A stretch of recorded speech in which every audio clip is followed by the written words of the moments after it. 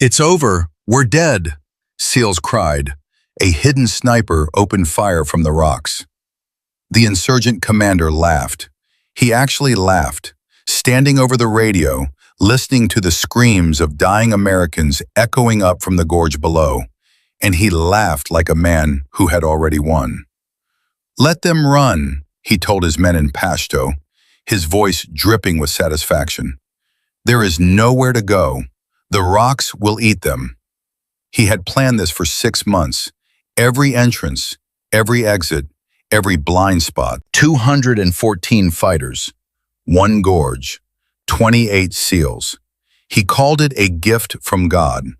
What he did not plan for, what no one planned for, was the woman on the cliff. If this story moves you, please subscribe to our channel and follow along until the very end.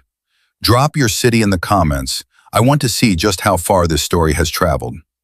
The morning started the way bad mornings always do, quietly. That was the thing about Afghanistan that nobody back home ever understood. It was never the loud moments that killed you. It was the silence before them. The kind of silence that sat on your chest and made your lungs work harder than they should. The kind that pressed against the inside of your ears until you could hear your own heartbeat answering back.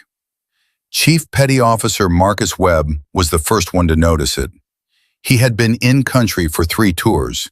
He knew the difference between a valley that was empty and a valley that was pretending to be empty. And this valley, this narrow slash of rock and shadow cutting through the Kunar Province mountains, was very much pretending.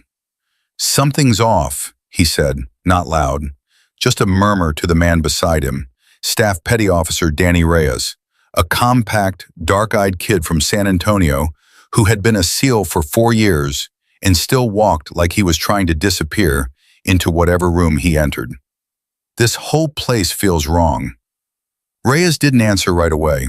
He was scanning, left, then right, then up along the ridgeline where the rocks jutted out like broken teeth against the pale gray sky. "You're always saying something's off," he finally said. "Last week you said the chow hall felt wrong." "The chow hall did feel wrong. The eggs were green." "Eggs are supposed to be not that color of green, Danny." It was the kind of banter that men use to keep fear at arm's length. You joke because the alternative is admitting that your hands are slightly colder than they should be, and your stomach has been tightening since the helicopter dropped you 90 minutes ago, and nothing, not a single bird, not a single goat, not one old man walking a dirt road, has crossed your line of sight since then. Commander Nate Grayson was 50 meters ahead of the main column, moving with the quiet confidence of a man who had operated in places like this for the better part of 15 years. He was 41 years old, built like someone had designed a human being specifically for the purpose of surviving things that should not be survivable. Jaw like a shelf, eyes the color of slate, and a brain that processed tactical information the way a computer processes data, fast, cold, and without sentiment. He had his radio to his ear. Static. He pulled it back. Tried again. Static. Then something worse than static. A faint rhythmic pulse that he recognized immediately as deliberate interference. Someone was jamming their frequency. He stopped walking. Behind him, the column of 28 men continued for a few more paces before the subtle shift in his body language rippled backward through them, like a stone dropped in still water, and one by one, they stopped too. Grayson turned and found his intelligence officer, Lieutenant Commander Paul Dietz, already moving up beside him. Dietz was the kind of man who looked like he should be teaching history at a university somewhere. Soft around the middle, glasses that were perpetually smudged, a habit of pulling at his left earlobe when he was thinking hard. He was also the most operationally sharp intelligence mind Grayson had ever worked with. "Radio?" Dietz asked. "Jammed." Dietz pulled at his earlobe. "That's not local capability." "No," Grayson agreed. "It's not. Which means someone with resources planned this. That's what it means." They were both very still for a moment, the kind of stillness that isn't calm, but is instead the absolute compression of urgency into something that looks calm. Around them, the gorge walls rose on either side, easily 150 feet of sheer, crumbling sandstone, shot through with dark cracks and rough outcroppings. Above them, the sky was a thin strip of pewter. Ahead, the gorge curved sharply to the right, and whatever was around that curve was completely invisible to them. "We should pull back," Dietz said. Grayson was already doing the math. Pulling back meant covering 900 meters of exposed terrain to reach the original landing zone. The helicopters weren't scheduled for extraction for another 4 hours. With radio jamming, they couldn't call for early pickup. And if someone had planned this, if this was a proper ambush, then the route back would already be covered. "If they've got this set up right," Grayson said slowly, "pulling back is the kill zone. And going forward is also probably the kill zone." Dietz pulled at his earlobe so hard Grayson thought he might pull it clean off. "So either direction is what they want." Grayson turned and looked at his men. 26 of them arrayed along the gorge floor in staggered pairs, weapons up, eyes moving. And then, 75 meters back, nearly at the rear of the column, a single figure positioned slightly apart from the rest. Lieutenant Cassidy Brennan. She was sitting on a low rock, completely still, looking upward, not at the ridgeline directly, at the cliff face. She had her rifle across her knees and her head tilted back slightly, the way a person tilts their head when they're reading something written very high up on a wall. She had been doing this stillness, this quiet observation, since they had entered the gorge. While other men scanned side to side, she looked up. Grayson had noticed it and filed it away. Cassidy Brennan was someone you noticed and filed away. She was 29 years old and had come to SEAL Team 6 through a path that still made some of the senior men uneasy. A women's integration program that remained, depending on who you asked, either a watershed moment or an ongoing argument. She was small by the standards of the team, 5'6", 140 pounds, with dark hair cut short and an economy of movement that made her seem, in group settings, almost like she was trying to take up less space than she'd been given. She was the best shooter on the team. This was not an opinion. It was a documented fact, verified by range scores, confirmed by 2 previous deployments, and quietly resented by approximately 8 men who had spent years believing that a certain kind of person produced a certain kind of soldier, and that certain kind did not look like Cassidy Brennan. Now, watching her stare up at the cliff, Grayson felt something he almost never felt during operational missions. He felt uncertain. He walked back to her. "Brennan." She looked at him. Her eyes were very calm, which was itself slightly unsettling given the circumstances. "Commander, what are you seeing? How long have we been in this gorge?" 93 minutes. "And in 93 minutes, she said, how many birds have you seen?" He looked up. The strip of sky above them was empty. "None." "I've been in the Kunar 4 times, she said. "There are always birds, ravens mostly, sometimes hawks." She paused. "Something scared them off before we got here. Something that's been up there long enough for them to decide not to come back." Grayson looked at the cliff above her. "You think there are shooters up there?" "I think there are a lot of shooters up there, and down here, and behind us." She said it the way you say something that you've been wanting to say for a while and haven't been given the chance. "Commander, I think we walked into a box." Grayson looked at her for a long moment. Around them, the gorge was perfectly, horrifyingly quiet. "How long have you thought this?" "Since we turned into this gorge." "That was 40 minutes ago." "Yes, sir." There it was, that small, tight space between what she'd observed and when she'd said it. He wanted to be angry about that, but he knew, with the part of him that was honest, why she had waited.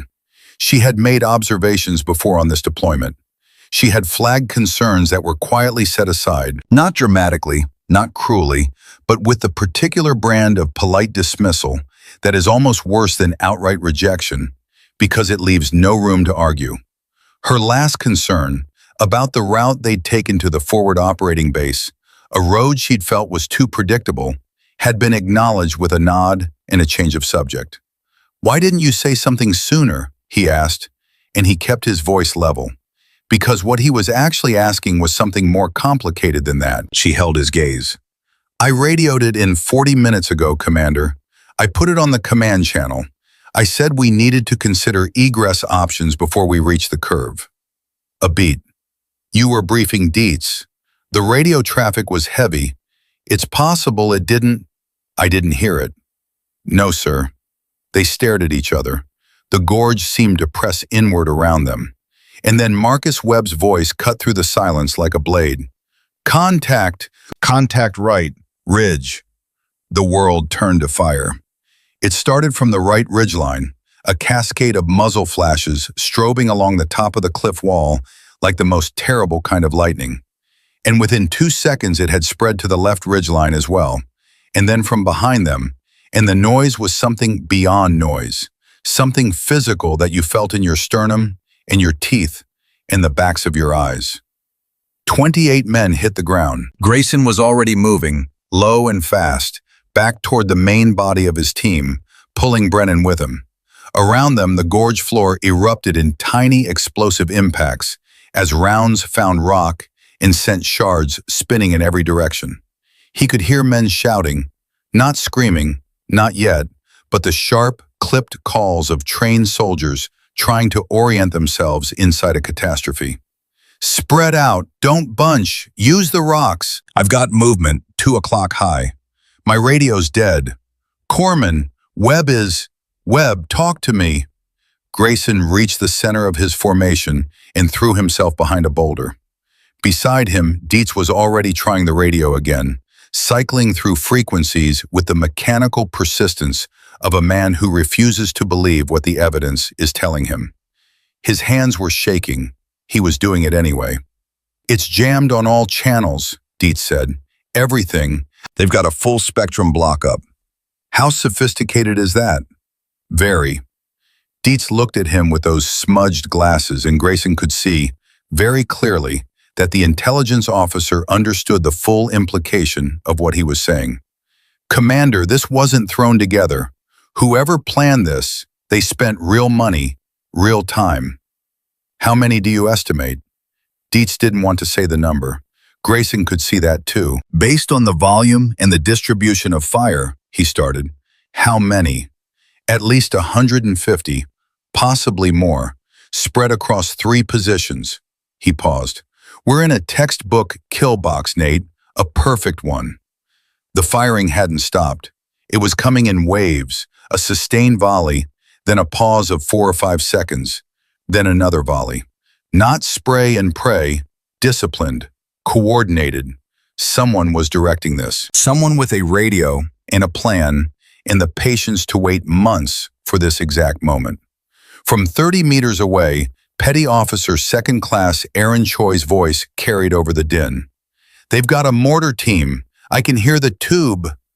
And then the ground shook as the first round hit 20 meters to the east, and the sound folded itself around everyone's skulls, like something being crumpled from the inside. "Mortar! Down, down, down!" The second round hit closer. Grayson felt the concussion in his chest, felt the hot gust of displaced air against his face. And in the half-second of ringing silence after the blast, he heard something he had never heard in 15 years of combat operations. He heard one of his men say, very quietly, into the temporary silence, "It's over. We're dead." He didn't know who said it. It didn't matter who said it.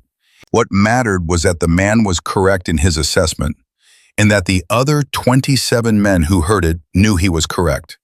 And in that terrible shared moment of clarity, the mission shifted from what it had been, a patrol with objectives and timetables, to what it now was, a fight to breathe long enough for something to change. Grayson raised himself enough to fire a controlled burst toward the right ridgeline, then dropped back. "Return fire! Controlled! Conserve ammo!" "Nobody lights up without a target," the team responded. That was the thing about SEALs, the thing that the movies got wrong and the recruiting posters oversimplified. The bravery wasn't the absence of fear. It was the ability to continue functioning while fear sat in your chest like a second heartbeat, loud and insistent and absolutely certain of your mortality. They returned fire. They moved. They helped each other. But the numbers were wrong. The numbers were devastatingly, obviously wrong. Corpsman Third Class Tyler James, young, freckled, perpetually chewing a piece of gum that he seemed to source from an infinite personal supply, was already working on Marcus Webb, who had taken a round through the upper left arm. Not fatal, not yet, but the tourniquet went on, and James looked up and met Grayson's eyes. And there was a conversation in that look that used no words. There are only so many of those I have in my kit. Commander, Brennan was beside him. She had positioned herself behind a slab of fallen rock, and she was doing the things she always did, looking upward, her eyes moving methodically along the cliff face above them. Commander, I need to tell you something, and I need you to hear me. Brennan, I need every gun on. The mortar team is on the northeast ridge, approximately 90 meters up, maybe 15 meters back from the edge. They've got a spotter and a two-man crew. She didn't look at him while she said this. She was still looking at the cliff. The lead sniper coordinating the ridge fire is positioned at the curve up there. That dark overhang, you see it? He's got line of sight on our entire formation. He's the one calling the volleys. Grayson looked where she was looking. He could see the overhang. He could see, now that she had pointed it out, the slight movement of a scope catching the weak morning light. Can you hit him from here? No, the angle's wrong. She paused. But I can hit him from there. She pointed. Up and to the left. The cliff wall that ran along their side of the gorge. A series of fractured shelves and jutting outcroppings, ascending in a rough and broken staircase to a ledge about 120 feet up. It was not a cliff you climbed. It was a cliff you looked at and made decisions about your own lifespan. Grayson looked at it, then at her. You can't climb that. I didn't say I could climb it cleanly. She finally looked at him, and there was nothing in her face that resembled anything other than absolute, focused certainty. I said I could get up there. Another mortar round hit, this one 40 meters out, and 3 more of his men went flat from the concussion. From somewhere in the formation, someone was yelling about ammunition, about how many rounds they had left collectively, and the math in that yelling was very bad. Grayson grabbed her arm. If you go up there, if I don't go up there, she said, we don't have a conversation in 4 hours, Commander. We don't have a conversation tomorrow. We don't have anything. He let go of her arm. She was already moving.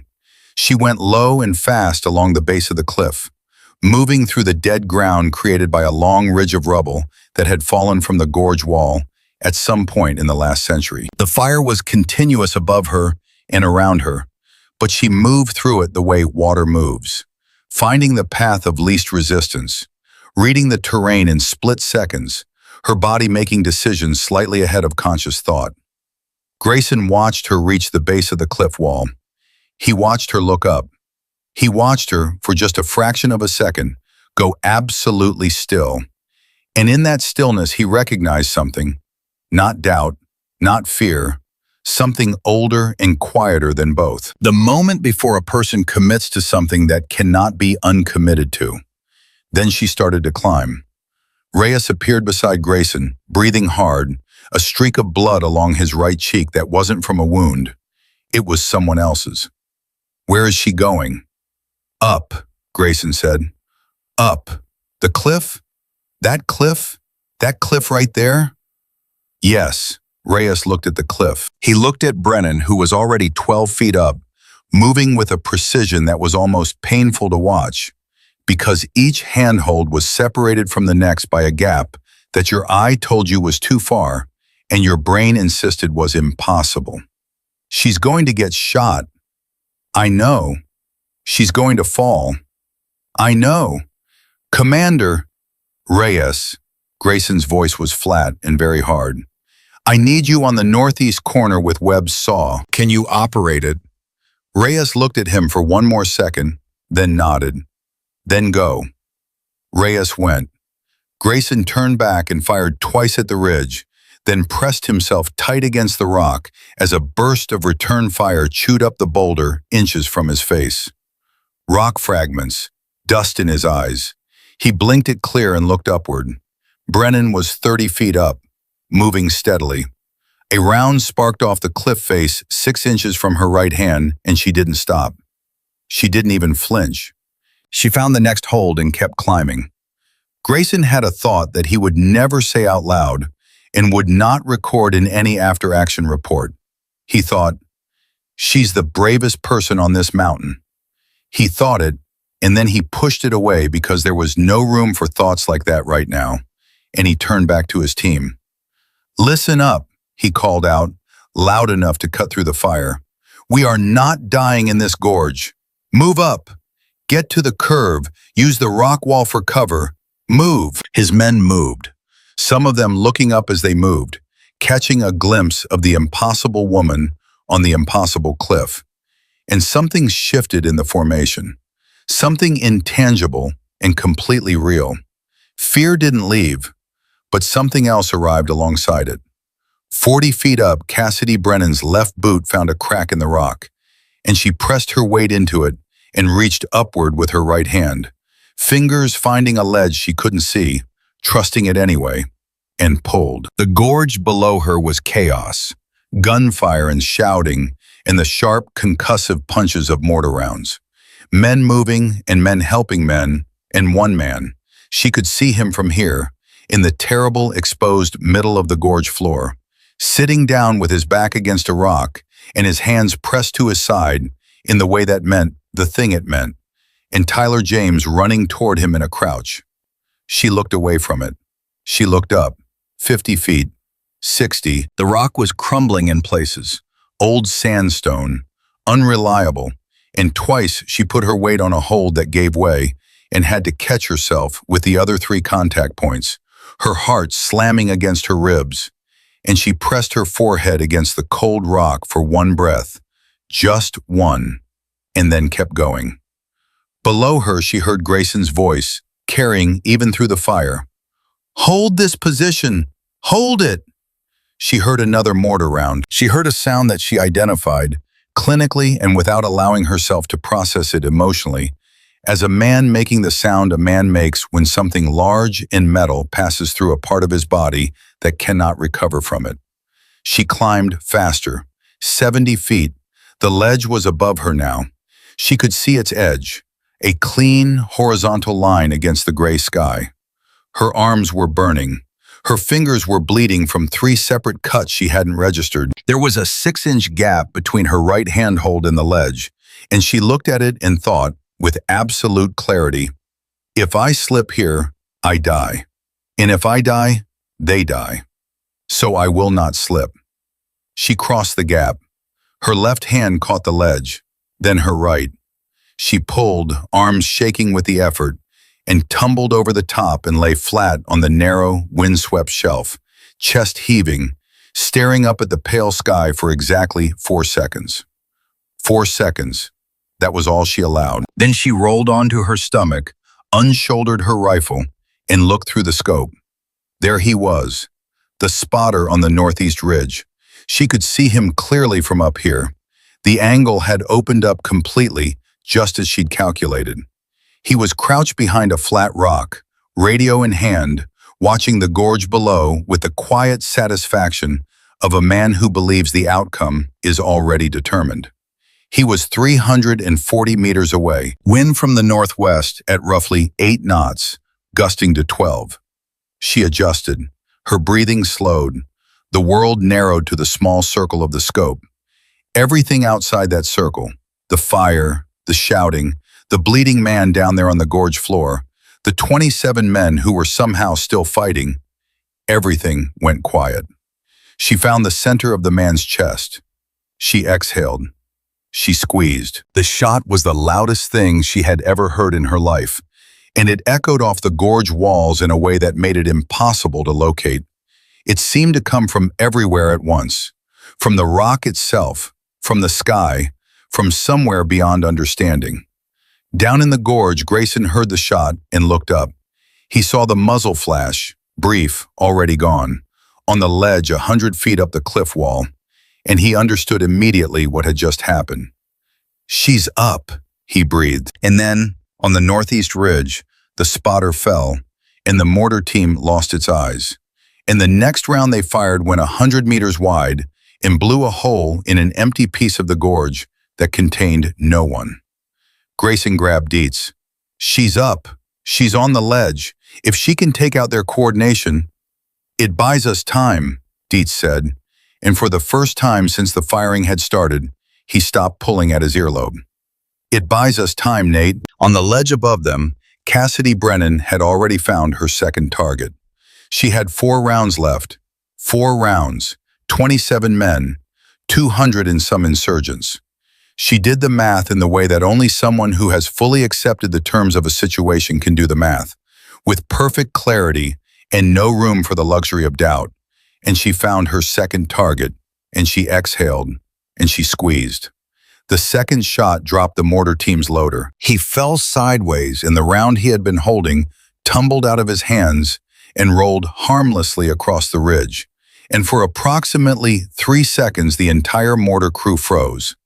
The kind of freeze that happens when the brain receives information it wasn't prepared for and needs a moment to rewrite its understanding of the situation.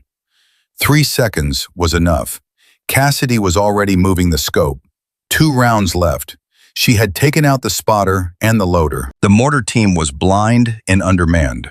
But blind and undermanned wasn't the same as neutralized, and she could see the crew commander, a heavy-set man in a gray vest who moved with the authority of someone accustomed to being obeyed, grabbing the remaining crew member by the collar and pointing downward into the gorge, already recalibrating, already adapting. He would have the tube adjusted in 90 seconds, maybe less. She found his chest in the scope, then stopped. The wind had shifted. She could feel it against the back of her neck, a hard, lateral gust that hadn't been there 30 seconds ago. At 380 meters with a gusting crosswind, a chest shot was an 80% proposition, maybe 75. She had 2 rounds. She could not afford 75%. She moved the crosshair to his head. 90%. Better. She exhaled halfway, held it. Her finger rested against the trigger with the lightness of a question. The wind gusted again. She waited. Below her, the gorge sounded like the end of the world.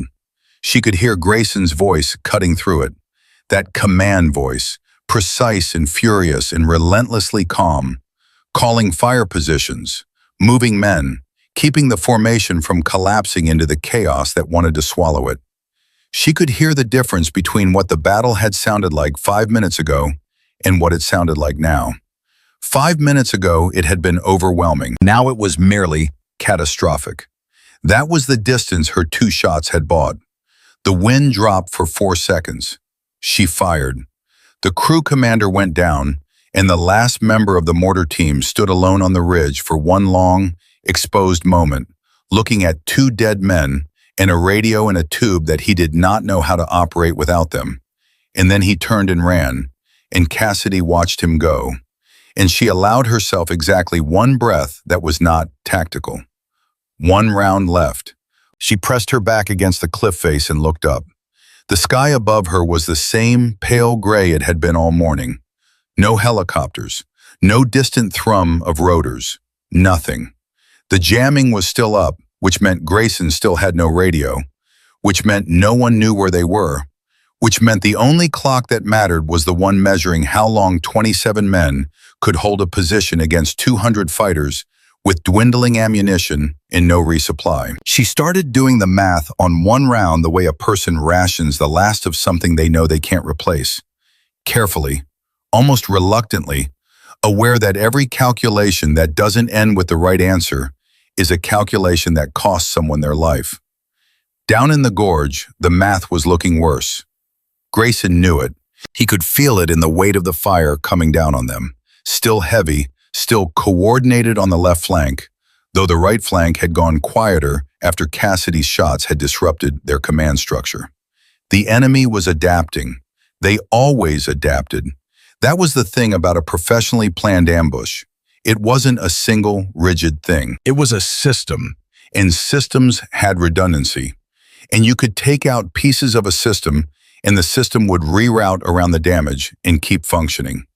He had made it to the curve in the gorge with 14 men.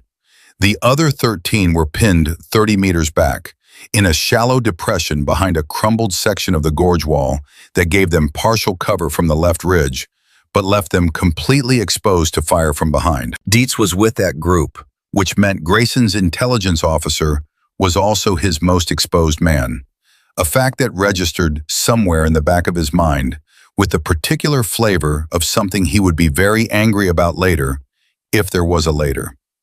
"Choi," Grayson called out. "Here." Aaron Choi's voice came from the left, tight against the curve's inner wall. "What's your count?" A pause. The kind of pause that a man uses to do an inventory he doesn't want to report. 2 magazines plus what's in the rifle, Commander. Maybe 90 rounds. 90 rounds for one man. Grayson did the quick, brutal calculation across all 14 men at the curve and came up with a number that sat in his gut like a stone. They had perhaps 12 minutes of sustained fire before they were shooting single shots and making them count. After that, they were fighting with whatever the rocks in their hands could offer, which against 200 men with weapons was not a conversation worth having. "Reyes," he said. Danny Reyes was 3 feet away, operating Marcus Webb's SAW, the squad automatic weapon that put out 800 rounds per minute and was currently the loudest, most important thing in the gorge. Reyes's hands were covered in blood that wasn't his, and his jaw was set in the particular way of a man who has decided that his feelings are a problem for a different day. "I'm burning through this fast, Commander. SAW doesn't exactly believe in conservation." "Controlled bursts. 3 rounds maximum." 3 rounds from a SAW is what we have, Reyes. Reyes nodded once and adjusted his grip and went back to work. And Grayson turned to find Petty Officer First Class Sam Hooper beside him.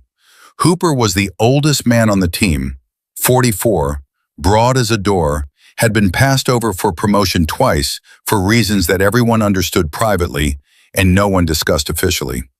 He was also the one man in the formation whose face showed nothing, not because he wasn't afraid, Grayson knew better, but because Hooper had made peace with his own death at some point in his late 30s, and it had left him with a serenity that was either profound or deeply unsettling, depending on the day.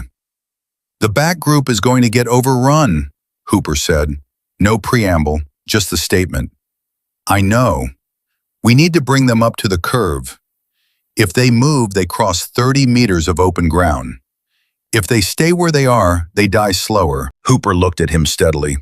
"Slower isn't better, Commander. It's just slower." Grayson pressed himself against the rock wall as a burst of fire rattled across the curve entrance, and he counted to 3, the gap between bursts, the breathing pattern of the enemy's fire. And he thought about what Hooper had just said, which was correct, and about what the cost of acting on that correctness would be, which was that someone would probably die crossing that 30 meters. "Get Dietz on his feet," Grayson said. "Tell him when I give the signal, everyone in the depression runs. No stopping, no helping anyone until they reach the curve. Anyone who goes down, they go down. We don't stop." Hooper's face did something that was not quite a wince. Dietz won't like that last part. Dietz doesn't have to like it. Hooper moved back along the base of the wall in a low crawl, and Grayson turned and looked up at the cliff face. He could see the ledge. He could not see Brennan, which meant she was flat and still, which was correct, which was what she should be doing. But it also meant he had no idea how many rounds she had left, or whether she was injured, or whether the cliff had shifted enough in the last 10 minutes of mortar fire that her position was structurally compromised. He had sent her up there, and then he had stopped being able to track her. And that gap between the action he had allowed and his ability to know its outcome was doing something uncomfortable to his concentration. A burst of fire raked across the top of his boulder, and he flattened himself and heard, very clearly, 2 distinct sounds. First, the crack of a rifle shot from somewhere above and to the left, Brennan's position. And second, the abrupt silence from the enemy sniper on the right ridge, who had been making their lives very difficult for the last 8 minutes. The silence lasted for a beat. Then Choi's voice. "Right ridge sniper is down! The right ridge sniper is down!" Something happened in the formation then. It was brief, and it was not loud, and it did not look, from the outside, like much of anything. But Grayson felt it. The subtle shift in the air when 27 men, who believed they were already dead, are suddenly handed one piece of evidence that maybe, possibly, the situation is not as fixed as it appeared. It wasn't hope. Hope was too strong a word. It was more like the possibility of hope, the shadow of it, just visible at the edge of the darkness they were sitting in. One round gone from Brennan's remaining count, which meant she had used her last round on the right ridge sniper, which meant she was empty. And on a ledge 120 feet above the gorge floor, surrounded by active fire, with no ammunition and no way down, Cassidy Brennan was now the most vulnerable person on the mountain. She knew it before he did. She had fired the last round and tracked the shot through the scope. Clean, solid, the sniper on the right ridge dropping behind his rock and not getting up. And she had set the rifle across her knees and looked at it for a moment, with the particular relationship one develops with a tool that has just been emptied of its usefulness. And then she had looked out at the gorge below and done her own version of the math that Grayson was doing at the same time from a different angle. 14 men at the curve, 13 in the depression. Numbers on the ridge. She could count the muzzle flash positions from up here, and the count was still somewhere above 170, and the muzzle flashes were still organized, still coordinated, which meant the command structure had survived the loss of the spotter and the mortar crew and the right ridge sniper. She had disrupted them. She had not broken them. Her radio was useless. She had tried it twice, got the same electronic interference, the same wall of static that meant the jamming equipment was still up somewhere on the opposite ridge. No comms, no ammo, no way down that didn't involve a 120-foot descent on a cliff that had been trying to kill her on the way up. She went through her kit. Sidearm, 9 rounds in the magazine, 1 in the chamber. A knife. 2 fragmentation grenades that were completely useless at this range. A tourniquet she hadn't needed yet. Water she had not drunk in 40 minutes, which she fixed immediately because dehydration was a tax on judgment, and her judgment was currently the most valuable thing she possessed. She drank and thought and looked at the opposite ridge and found, with the scope on its lowest magnification, the jamming equipment. It was exactly where she expected it to be. A flatbed setup on the ridgeline, 2 operators, military-grade hardware that you didn't buy at a bazaar. The intelligence implications of that were significant, but significance was a peacetime luxury. What mattered right now was that the equipment was 460 meters away, and she had a handgun, and that distance in that weapon created a gap that couldn't be bridged, regardless of how good she was. Then she looked at the approach to the equipment. There was a second ridge, lower, accessible from the gorge side, that ran roughly parallel to the main ridge and peaked about 200 meters from the jammer's position. If someone was on that lower ridge with a clear line of sight, if someone had, say, climbed to a ledge on the cliff face at a particular height and position, the angle might work. She looked at the cliff beside her. The ledge she was on was the highest accessible point from the gorge side. But 40 meters to the south, the cliff angled outward, and there was a series of broken shelves that someone with no concern for personal safety could potentially traverse, moving south and slightly upward to a point where the geometry of the shot changed. She put the scope on it, calculated, recalculated. 220 meters to the jammer from that position, with a handgun, against a target the size of a small filing cabinet. She had made a 200-meter handgun shot twice in her career, both times on a range, both times under no duress. The hit probability in actual conditions, on a narrow shelf, under fire, with wind and elevation, was perhaps 30%. 30% was better than 0%. She started moving south along the ledge. Back in the gorge, Grayson gave the signal. Hooper had passed the word. And now, in the shallow depression 30 meters back, Dietz and 12 other men came up out of their cover and ran, and the world fell on them immediately. Fire from the left ridge, fire from behind, the particular screaming closeness of rounds that find the air next to a person's head and announce their presence with a sound like tearing paper. And they ran through it because there was absolutely nothing else to do. Petty Officer 3rd Class James Whitfield went down at the 15-meter mark. He did not make a sound. He was running and then he was on the ground. And Dietz, who was 2 meters behind him, saw it happen and did exactly what Grayson had told him not to do, which was stop. Whitfield, get up! Whitfield was not getting up. Dietz grabbed him by the drag handle on the back of his vest and pulled, and he was moving backward, which was the wrong direction. And Grayson was watching from the curve and cursing with the quiet intensity of a man who knew exactly what was about to happen. And he came out from cover himself and ran toward them, toward Dietz and Whitfield, while Hooper and Choi lay down covering fire that was burning ammunition they couldn't spare. He reached Dietz in 8 seconds. Felt like 8 minutes. "Let me take him," Grayson said. "I've got him." "Dietz!"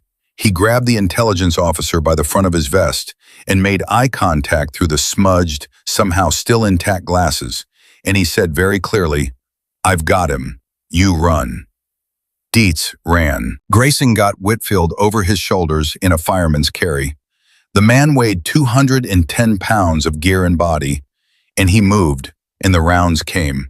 And Hooper was yelling something at him, and he wasn't processing the words, just the direction, which was forward. And he covered the last 15 meters in a way that he would not be able to accurately describe later, because there was no clear memory of it. Only the sensation of moving, and then the sensation of not moving, and Whitfield on the ground at the curve, and Tyler James appearing immediately from the side, hands already moving. "How bad?" Grayson managed. James was cutting cloth away from Whitfield's side. He looked up once and then back down. "Manageable. He'll live if we get him out." "If," Hooper said. "I said what I said." All 27 men were at the curb now, together, for the first time since the firing had started, and the psychological shift in that consolidation was real and immediate. There is something in the human nervous system that responds to physical proximity to allies. And even in the middle of a firefight, with 14 of those men bleeding in various degrees, the fact of being together rather than split changed something in the room of each person's chest. "Ammunition report," Grayson said. The report came back in quiet, steady voices. Numbers that added up to something in the neighborhood of 400 rounds across 27 people, plus the saw, plus 2 RPGs that Hooper had been carrying and hadn't used because the angles hadn't been right. Total, 400 rounds against 170 or so men in elevated positions with sustained fire. Dietz pulled at his earlobe for the first time in a while. "We have, let me think, maybe 7 minutes of fighting capability at the current rate of exchange. After that, we're managing individual shots." "The jamming is still up," Choi said. "I know. If we could get comms..." "I know, Choi." A moment of silence, in which everyone in the formation understood the same thing simultaneously, and no one said it, because saying it would not help. And the English language did not currently have words for what it felt like to be 27 people standing in the bottom of a hole, with the hole getting smaller. Reyes looked up at the cliff. "Where's Brennan?" Grayson looked up. The ledge was empty. His heart did something that he cataloged later, in the debrief he would give 3 days from now, as a moment of significant concern. At the time, it felt considerably more immediate than that. He scanned the cliff face, left to right, bottom to top, and saw nothing. No movement, no figure. The ledge she had climbed to was empty, and in the dozen ways that emptiness could be explained, only some of them were ones he could accept. She's moving, Hooper said from behind him. Look south, 40 meters, slightly higher. Grayson looked and found her. A small, precise movement along the cliff face to the south. Traversing horizontally, moving hand to hand across a section of cliff that had no business supporting a human body. She was not climbing down. She was moving towards something. Toward a position, a specific position. And he tried to calculate what her line of sight would be from that angle, and where it aimed, and what she could possibly be trying to accomplish with an empty rifle and a... The thought stopped. The jammer. She was going for an angle on the jammer. She has a sidearm, Grayson said, half to himself. At that range? Dietz said. It's Brennan, Hooper said. Nobody answered that, because there was nothing to answer. Either she made the shot or she didn't. And if she didn't, then in approximately 7 minutes they were going to find out what it felt like to make 27 rounds last as long as possible against 170 men who had no particular reason to let them. On the cliff face, 40 meters south of the empty ledge, Cassidy was not thinking about the math anymore. The math was done. She had run the numbers, accepted the percentage, and moved on to the part that came after acceptance.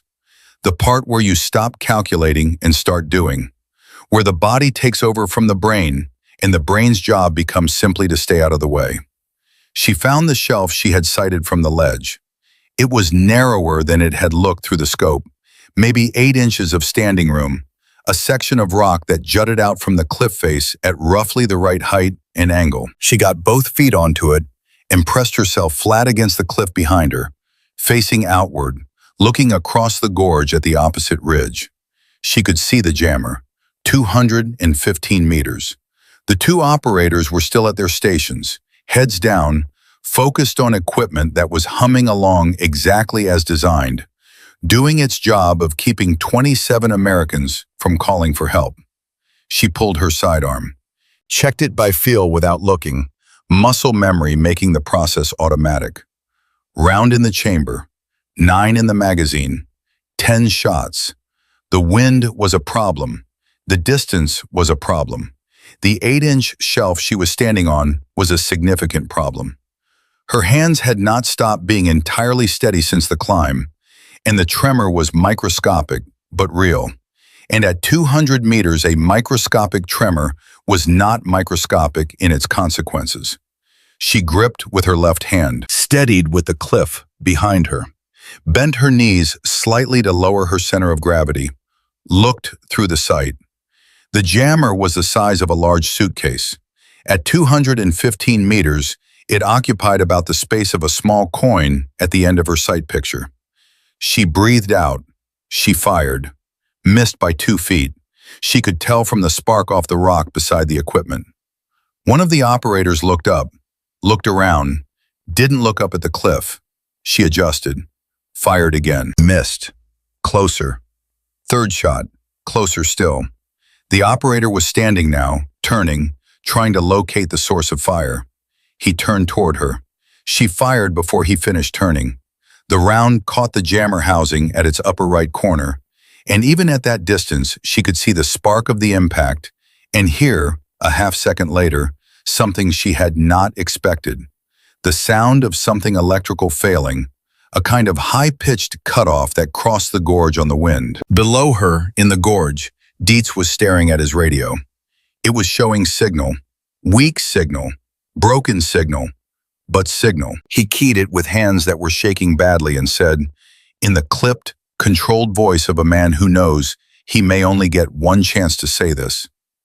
Any station, this is SEAL Team 6, Bravo Element, Kunar Province, grid, and he read the grid and said it twice, and said, troops in contact, heavy, requesting immediate extraction and fire support.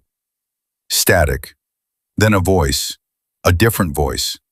A voice from somewhere overhead, from somewhere with altitude and distance and safety and everything that the gorge was not. Bravo Element, this is Knife 6-2. We read you broken but readable. Say again your position. Dietz closed his eyes for exactly 1 second. Then he said the position again. Grayson heard it. All 27 of them heard it. And the sound that went through the formation was not a cheer. There was no energy for a cheer, no surplus of anything that could be converted into celebration. But something deeper than a cheer, a collective exhale that carried in it every minute of the last hour and everything those minutes had cost.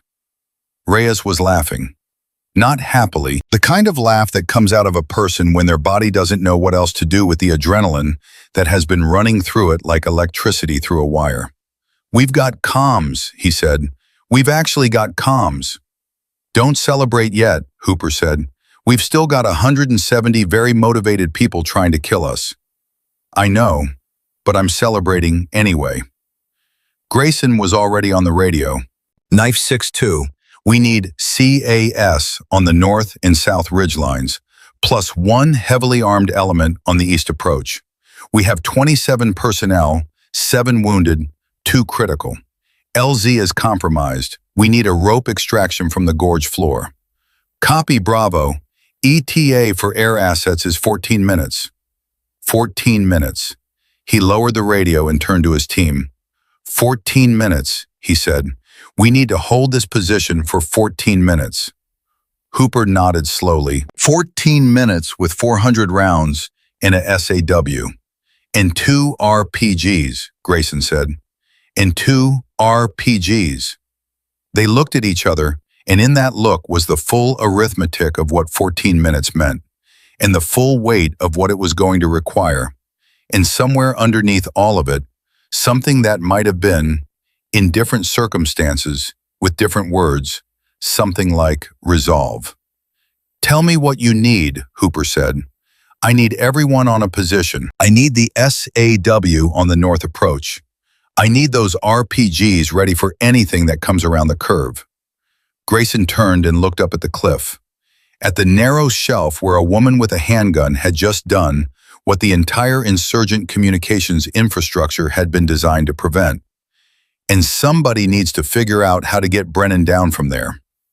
On the shelf above them, Cassidy heard none of this. She was pressed against the cliff, watching the jammer, watching the second operator who had taken cover behind the equipment and was now talking urgently into a radio of his own, calling for something, calling to someone, his body language carrying the specific energy of a man reporting a problem to a superior who was not going to be happy about it. She had 6 rounds left. The gorge below her was still a war zone, but it was a different war zone now, the kind where one side has communications and the other side knows it, and that knowledge changes the weight of every decision and every minute in ways that were not quantifiable, but were absolutely real. She looked down at the gorge floor and found Grayson. He was looking up at her. Even at this distance, even in the context of everything that was happening around both of them, the look was specific. It was the look of a man who has been wrong about something important and knows it and is not certain how to hold that knowledge yet. She did not wave. She did not gesture. She simply looked back at him for a moment, and then she turned back to the ridge, and she kept her weapon up, and she stayed on the shelf because the 14 minutes weren't over yet, and there was still work to do. 14 minutes sounds like nothing. 14 minutes is the time it takes to drink a cup of coffee, to read a few pages of a book, to sit in traffic at a red light and check your phone and wonder why the light is taking so long. 14 minutes is nothing. Unless you are in the bottom of a gorge in Kunar province with 6 rounds in your handgun and 170 men trying to end you, then 14 minutes is a geological era. Then 14 minutes is the entire history of the world compressed into something you have to survive second by second. And each second is its own negotiation between staying alive and the forces that would prefer otherwise. Cassidy was still on the shelf. She had not moved since she'd hit the jammer, and the reason she had not moved was the same reason she had stayed on the original ledge longer than was comfortable. Because movement was visible. And visibility on a cliff face with active fire below was the fastest route to a very short ending. So she stayed flat against the rock and watched the opposite ridge and cataloged everything she could see, which was her only remaining contribution to the situation, since her rifle was empty and her handgun was limited to a range that couldn't meaningfully cover the gorge below. What she could see. The second jammer operator had disappeared behind the equipment housing. The device itself was damaged. Her round had caught the antenna array at its junction point, which was either precise shooting or exceptional luck, and she didn't particularly care which. But damaged wasn't the same as destroyed, and she could see the operator working on it with the urgent efficiency of someone trying to fix something before the consequences of it being broken became irreversible. He had maybe 4 minutes before it was back online. She looked down at the gorge, at Grayson and his men consolidated at the curve, the saw chattering in controlled bursts that told her Reyes was following orders and conserving ammunition. She could see Dietz on the radio, still on it, still talking, and she felt the particular satisfaction of watching a thing she had done produce a consequence that mattered. The jammer's gap holding just long enough for contact to be established, for the coordinates to be transmitted, for the outside world to reach back into this gorge and say, "We hear you. We are coming." 11 minutes remaining. She thought about the descent. She had been thinking about it, in the background, since she had committed to the climb. The way you think about a thing you know is coming and cannot change. Not with dread exactly, but with the practical attention of someone who plans to survive it. The descent was worse than the ascent. Going down a cliff you had climbed in a controlled state of focused urgency was one thing. Going down a cliff after 90 minutes of sustained physical and psychological strain, with bleeding hands and a body that had been burning through its reserves since before dawn, was a different conversation. She gave herself 30 seconds to think about the descent. Then she stopped thinking about it, because 30 seconds was what it deserved, and not a moment more. Below, the fighting changed. She heard it before she fully processed it. A shift in the rhythm of the fire. The enemy's pattern moving from sustained volley to something more probing, more targeted, as if someone down there had issued new instructions. The volume dropped. The precision increased. Individual shots rather than waves. She recognized the tactic immediately. They were identifying and targeting specific positions. They were picking, which meant a new command structure had stood up to replace the one she had dismantled. She felt a cold, clear anger move through her. Not hot anger. Hot anger was wasteful and imprecise. Cold anger was fuel.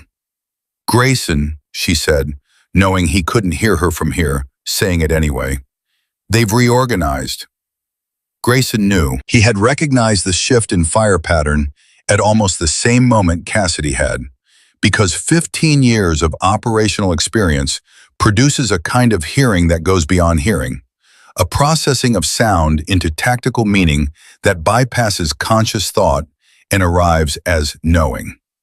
The enemy had a new coordinator. Somewhere on that ridge, someone had stepped into the vacancy she had created and was already running a tighter, more economical operation than the one that had been running before. "Hooper," he said. Hooper was beside him, as he had been consistently for the last hour, with the reliable solidity of a man who had long ago decided that the place he was supposed to be was wherever things were hardest. "I see it," Hooper said. "New command element, probably the deputy commander, someone who was holding back until the primary was eliminated. They planned for that. They planned for everything." Grayson pressed against the rock wall as 2 rounds struck the curve entrance in quick succession. Not random, aimed, testing the gap. The new commander was probing for sightlines, finding the geometry of their position. "How are we on the RPGs?" "Ready, but if I fire them into the ridge, I'm painting our position." "I know, and we only have 2. "I know, Hooper." A pause between them that was full of the things neither of them said, which were 2 RPGs against a reorganized force of 170 people is arithmetic that doesn't improve with repetition. And the 14 minutes felt longer from inside the gorge than it did stated as a number. And if those helicopters are 14 minutes away at the time of the call, and the call was perhaps 2 minutes ago, then there are 12 minutes remaining, and 12 minutes with the enemy adapting and consolidating and tightening their approach was a very different proposition than 12 minutes with a disorganized enemy absorbing the shock of losing their command structure. Use one, Grayson said. North approach, make it count.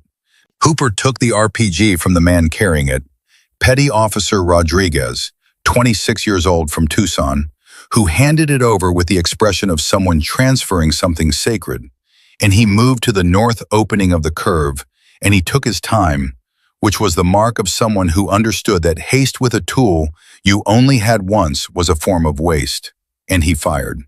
The backblast was enormous in the confined space of the curve. Everyone's ears took the hit. And on the north approach, where the enemy had been consolidating a push through a channel between two large rock formations, the round landed with the kind of authority that reorganizes the immediate tactical calculus of everyone in its radius. For approximately 45 seconds, the north approach was silent.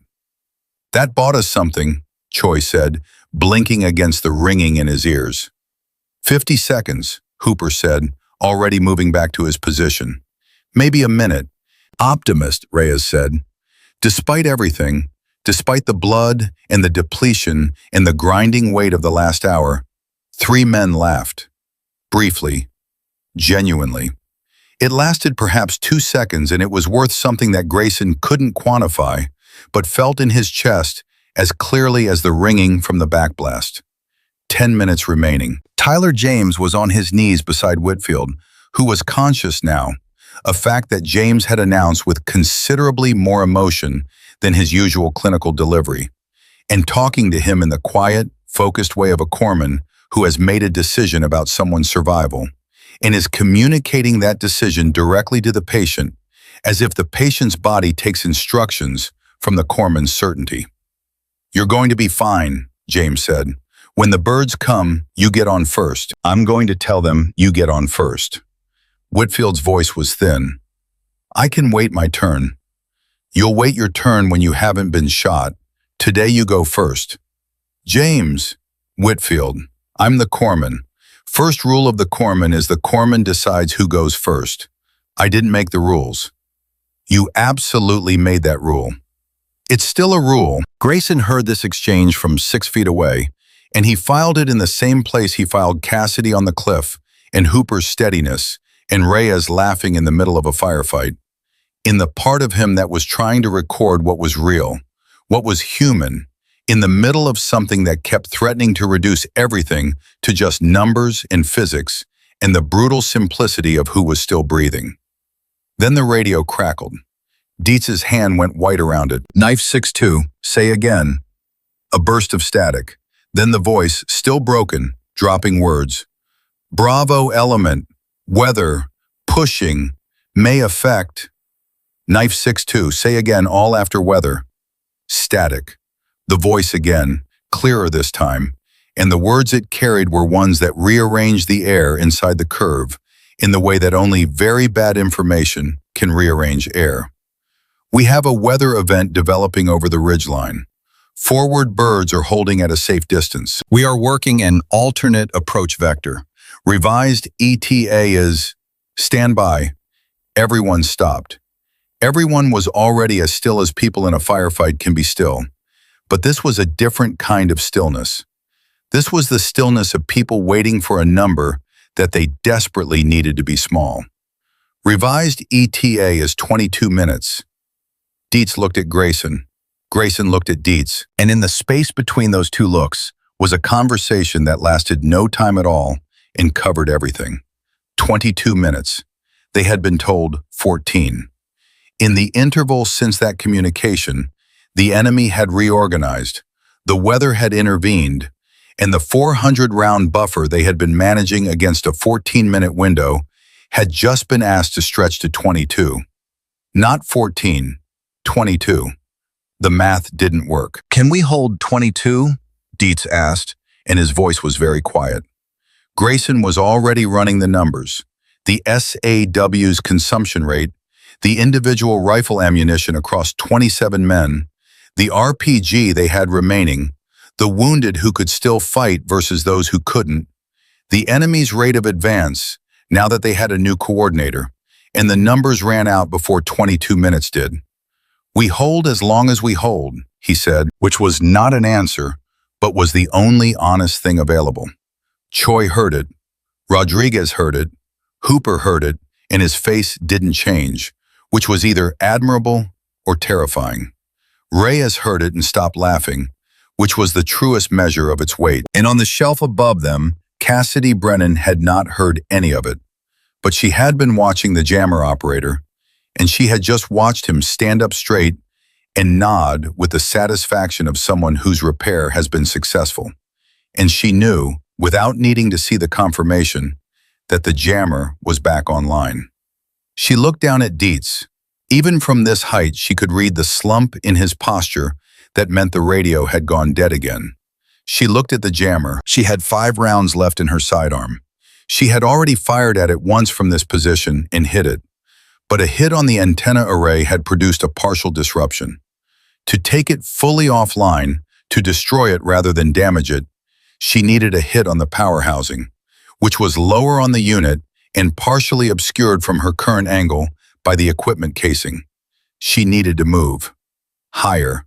The geometry only worked from a position above her current shelf, and above her current shelf was approximately 20 additional feet of cliff that she had not planned to climb because she had planned to be descending by now. She looked up. The rock above her shelf was a different character than what she'd climbed on the way up. Older, more fractured, with fewer reliable holds and more of the surface instability that made her fingers work harder for the same purchase. In perfect conditions, it was a serious technical climb. In her current conditions, hands bleeding, forearms depleted, standing on an 8-inch shelf with a handgun in one hand, it was the kind of thing you didn't think about too hard before starting. She started. The first 10 feet came slowly. Each hold required testing, pressing, applying weight incrementally, reading the response through her fingertips before committing. She lost one hold completely when a section the size of her palm simply came off in her hand, and she caught herself on 3 points and pressed flat against the cliff and waited for the adrenaline to process itself, and then kept climbing. Below, Grayson had turned back to the north approach and was managing the steady, methodical work of making 400 rounds last as long as possible against an enemy that was patient and numerous and entirely aware that time was on their side. He had assigned fields of fire to each man, overlapping zones, prioritized by approach angle, with the saw covering the widest and most dangerous. It was professional. It was correct. It was exactly the right response to the situation, and it was still not enough. 8 minutes remaining until the revised ETA, which meant 14 minutes had passed since the first call, which meant they had been fighting in this gorge for over 90 minutes. And the men who were still intact were beginning to show the weight of it. Not in any dramatic way, not in any way that a camera would capture if there were cameras here, but in the way that physical and psychological depletion accumulates in small increments that don't individually mean much, and collectively mean everything. Reyes's hands were slower on the saw. Not slow, slower. 2% maybe, but 2% slower on a trigger is a quantifiable difference in outcomes. Choi was holding his right shoulder between bursts in a way he hadn't been doing an hour ago, and when Grayson caught his eye and raised an eyebrow, Choi shook his head slightly, not asking for the corpsman, not yet, but holding something that wasn't nothing. Rodriguez, who had given up the RPG and was now working with his rifle, was burning through rounds faster than his assigned rate. Not by much, but it was there, the natural erosion of discipline under sustained stress. The way the body starts making small, unauthorized withdrawals from the reserve that the mind is trying to manage. Grayson made a decision. Hooper, the last RPG, I want you to watch the east approach. If they push through the curve from the east, I want that round in the lead element before they get 20 meters in. That's close, Hooper said. That's where we are. Hooper took the RPG. He didn't say anything else. He moved to the east position, and he waited with the particular quality of patience that was his most consistent trait. The patience of a man who had decided that outcomes were not within his control, and so he would simply do his job to the best of his ability and let the outcomes sort themselves. 7 minutes. The east approach was quiet. The north approach had gone to individual shots, sniping essentially, testing their response. The new enemy commander learning the shape of their defense, the way you learn the shape of something in the dark, by touching it. Each test cost a round. Each round was a withdrawal from a finite account. Dietz was holding his dead radio and looking at it with an expression that would have been described, in a clinical setting, as dissociation, and might more accurately be described as the look of a man who has spent an hour watching things be slightly beyond his ability to fix, and has arrived at the far edge of what that experience does to a person.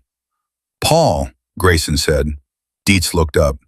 "When they come, they're going to try to call for you. Do you understand?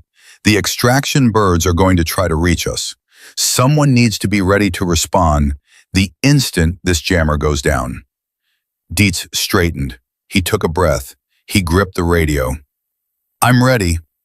"I know you are." It was perhaps the simplest thing Grayson said that day, and it cost him nothing, and it mattered more than he would ever have been able to articulate, because what it communicated, to Dietz, who heard it, and to the 3 men close enough to hear it, was that the standard of readiness in this gorge was Dietz with a dead radio and shaking hands and smudged glasses and the will to keep trying. And if that was the standard, then everyone else was already meeting it. 6 minutes. On the cliff above them, Cassidy reached a narrow ledge, broader than her previous position, perhaps 12 inches, which felt like a highway, and she pressed herself against the rock and looked at the jammer. The angle was different. The power housing was visible now, exposed from this elevation. A gray rectangular unit, roughly the size of a car battery, mounted on the rear of the flatbed. At 190 meters with a handgun, it was a shot that she would rate at 40% under optimal conditions. These were not optimal conditions. These were the conditions that existed, which was a different category, and she had stopped rating probabilities and started shooting things approximately an hour ago. So she raised the handgun, and she found the housing in her sights, and she adjusted for the crosswind that was still moving laterally across the ridge, and she fired. Missed. The round sparked off the rock face behind the equipment. She adjusted, fired again, hit the housing. She heard the impact, saw the flash of it, but the unit continued to operate. A glancing blow, not enough. 3 rounds left. She made herself be still, made herself breathe, made herself do the thing that was hardest in these conditions, which was take time she felt she didn't have in order to do the thing correctly, instead of doing it urgently and wasting what she had left. The operator came out from behind the equipment. He had heard the impacts. He was scanning the opposite cliff face, looking for the shooter, his weapon up. His eyes moved across the rock in methodical horizontal sweeps, the trained scan of someone who knows where to look and is looking there. He hadn't looked up yet. He would in approximately 4 seconds. She found the power housing behind him, made one more adjustment, exhaled completely, fired. The round hit the power housing dead center, and the effect was immediate and unmistakable. The particular kind of electrical failure that produces a cascade rather than a gradual decline. The whole system shutting down at once, and the operator spinning toward the equipment with an expression she could read even at this distance. The expression of a man watching something he was responsible for die in front of him. In the gorge below, Dietz's radio lit up. Bravo element, this is Knife 6-2. Do you copy? We have you on radar. Say current status. Dietz keyed the radio so fast he nearly dropped it. Knife 6-2, we copy. We are consolidated at the gorge curve. 27 personnel, 7 wounded, Still in contact. We need that extraction now. The jammer will come back online. You need to give me a hard ETA right now. A pause. The pause of a pilot making calculations at altitude, factoring weather and approach vectors, and the balance between risk and necessity. Bravo element, we are 4 minutes out. Can you hold 4 minutes? Grayson heard it. All 27 of them heard it. 4 minutes, not 14, not 22. 4. Bravo element, the pilot again. Can you hold 4 minutes? Grayson took the radio from Dietz. Knife 6-2, we will hold 4 minutes. Mark the LZ on my laser. He clicked on the designator, painting the gorge floor with invisible light that the helicopter's sensors would pick up like a beacon. Copy your laser. 4 minutes, Bravo. Keep the channel open. 4 minutes. Grayson looked at his men. At every face in that curve, Hooper with the RPG, Reyes behind the SAW, Choi holding his shoulder, Rodriguez with eyes like a man who has seen too much in too short a time, Tyler James with blood on his hands from 3 patients and enough gum to last another year, Dietz with his radio and his glasses, and the earlobe he had nearly detached from his head, Whitfield propped against the wall and looking at Grayson with a clarity that post-shock sometimes produces, a kind of stripped-down seeing. He looked at all of them, and he thought about what the next 4 minutes would cost and what it would mean to get through them. 4 minutes, he said. That's all. 4 minutes, and then we go home. No one cheered. There was still fire coming down. There were still men on that ridge who wanted them dead, and who had not received the information that the situation had changed. The enemy's new commander did not know about the helicopters, did not know the jammer was down, did not know that the arithmetic of this ambush had just shifted in a direction he had not planned for. That gap between what the enemy knew and what was true was exactly 4 minutes wide. Reyes opened up with the saw on full cyclic, not controlled burst now, full cyclic. The sound was enormous and continuous, and it said to every man in the curve and to every man on the ridge above them that the calculation had changed, that something had arrived to justify spending the last of something you'd been hoarding, that the end of this particular tunnel was exactly 4 minutes away, and there was no longer any reason to ration for a future that was no longer in doubt. The enemy responded with everything they had. The fire that came back was overwhelming, crashing against the curb entrance in the rock walls, and filling the air with fragments and dust and the sound of 100 weapons firing at once. Rodriguez took a round through his left calf and went down cursing in 2 languages. Choi dragged him behind a boulder, and James was there immediately, already reaching into his kit with the automatic efficiency of someone running on pure professional muscle memory, the last of his battlefield experience distilled into the precise management of a wound that was survivable if managed in the next 60 seconds. 3 minutes. The RPG fired from the east.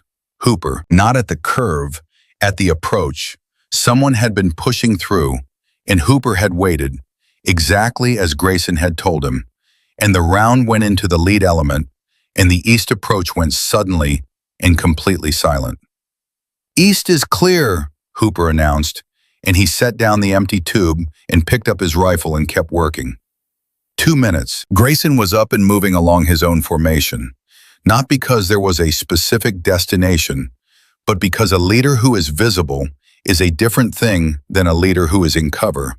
And at this particular moment, with 400 rounds down to perhaps 80, and 4 minutes down to 2, and 17 wounded personnel counting the latest additions, visible mattered. He moved, and he was hit by debris twice, and felt a burn across his right forearm from a fragment that broke the skin, but nothing more, and he kept moving. Commander! Reyes was pointing upward. Grayson looked. Cassidy was descending. She had left the upper shelf and was coming down the cliff face in a controlled descent that was faster than anything he had watched her do on the way up, driven by some combination of physical confidence and the understanding that the window of what she'd bought was closing, and she needed to be down before it shut entirely. She moved with the focus of someone who has run the numbers and accepted the margin and is simply executing.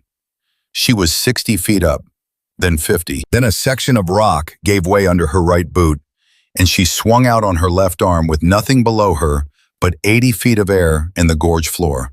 And every man who was watching, and they were all watching now, in the stolen seconds between rounds, stopped breathing. Her right hand found a crack. Her fingers went in. She hung there for one terrible, suspended moment, and then she found the foothold and pressed her weight back into the cliff and continued down as if nothing had happened, as if the heart attacks she had just distributed among 27 men were not her concern. "She's fine," Hooper said, with a certainty that was either intuition or willful denial, and nobody argued with it. 1 minute. They heard the helicopters before they saw them. The sound came over the ridge from the west, the deep, rhythmic thrum of rotors that is the most beautiful sound in the world when you are where they were. And it arrived like something physical, like a change in the air pressure, like the mountain itself exhaling. The enemy heard it too. On the ridge, the fire patterns shifted again. Confusion, recalibration, the new commander making decisions based on information that was arriving faster than his plan could process it. Some of the fire intensified, the last effort of a force that knows its window is closing. Some of it stopped entirely, the fighters who had the clearest view of what was coming, making individual decisions about the math of staying versus going. The first Black Hawk came over the ridgeline, then the second, then the third, and with the third came the door guns, opening up on the ridgelines with a volume and authority that made the entire previous hour of fighting sound, by comparison, like an argument in a coffee shop. The ridge fire dropped by 2/3 in the first 20 seconds. The gorge, which had been nothing but violence for the past 94 minutes, began to breathe. Grayson was on the radio. "Knife 6-2, LZ is the gorge floor, 20 meters south of the curve. We need ropes for 7 walking wounded and 2 litters. Copy, Bravo, coming down." The helicopter descended into the gorge with the controlled precision of a pilot who was very good at his job and fully aware that the margins on every side were narrow. And the rope ladders came down, and James was already moving Whitfield toward the first one. And Rodriguez was being carried by Reyes and someone else, and the extraction was beginning. And at the base of the cliff, a hand reached down and found the gorge floor. Cassidy landed on both feet. Not gracefully, she went to one knee immediately, the impact traveling through legs that had been carrying the weight of the last 120 feet without complaint, but had apparently reached the limit of what silence costs. And she stayed there for a moment, one knee on the rock, head down, hands flat on the ground. She was bleeding from both hands. Her left shoulder had a deep bruise that she had not noticed forming during the climb, and was now informing her of its presence in considerable detail. She had a cut on her right cheek from a rock fragment that she could not remember receiving. She had 4 rounds left in her handgun and an empty rifle on her back, and she had not had water in over an hour. She was alive. They were alive.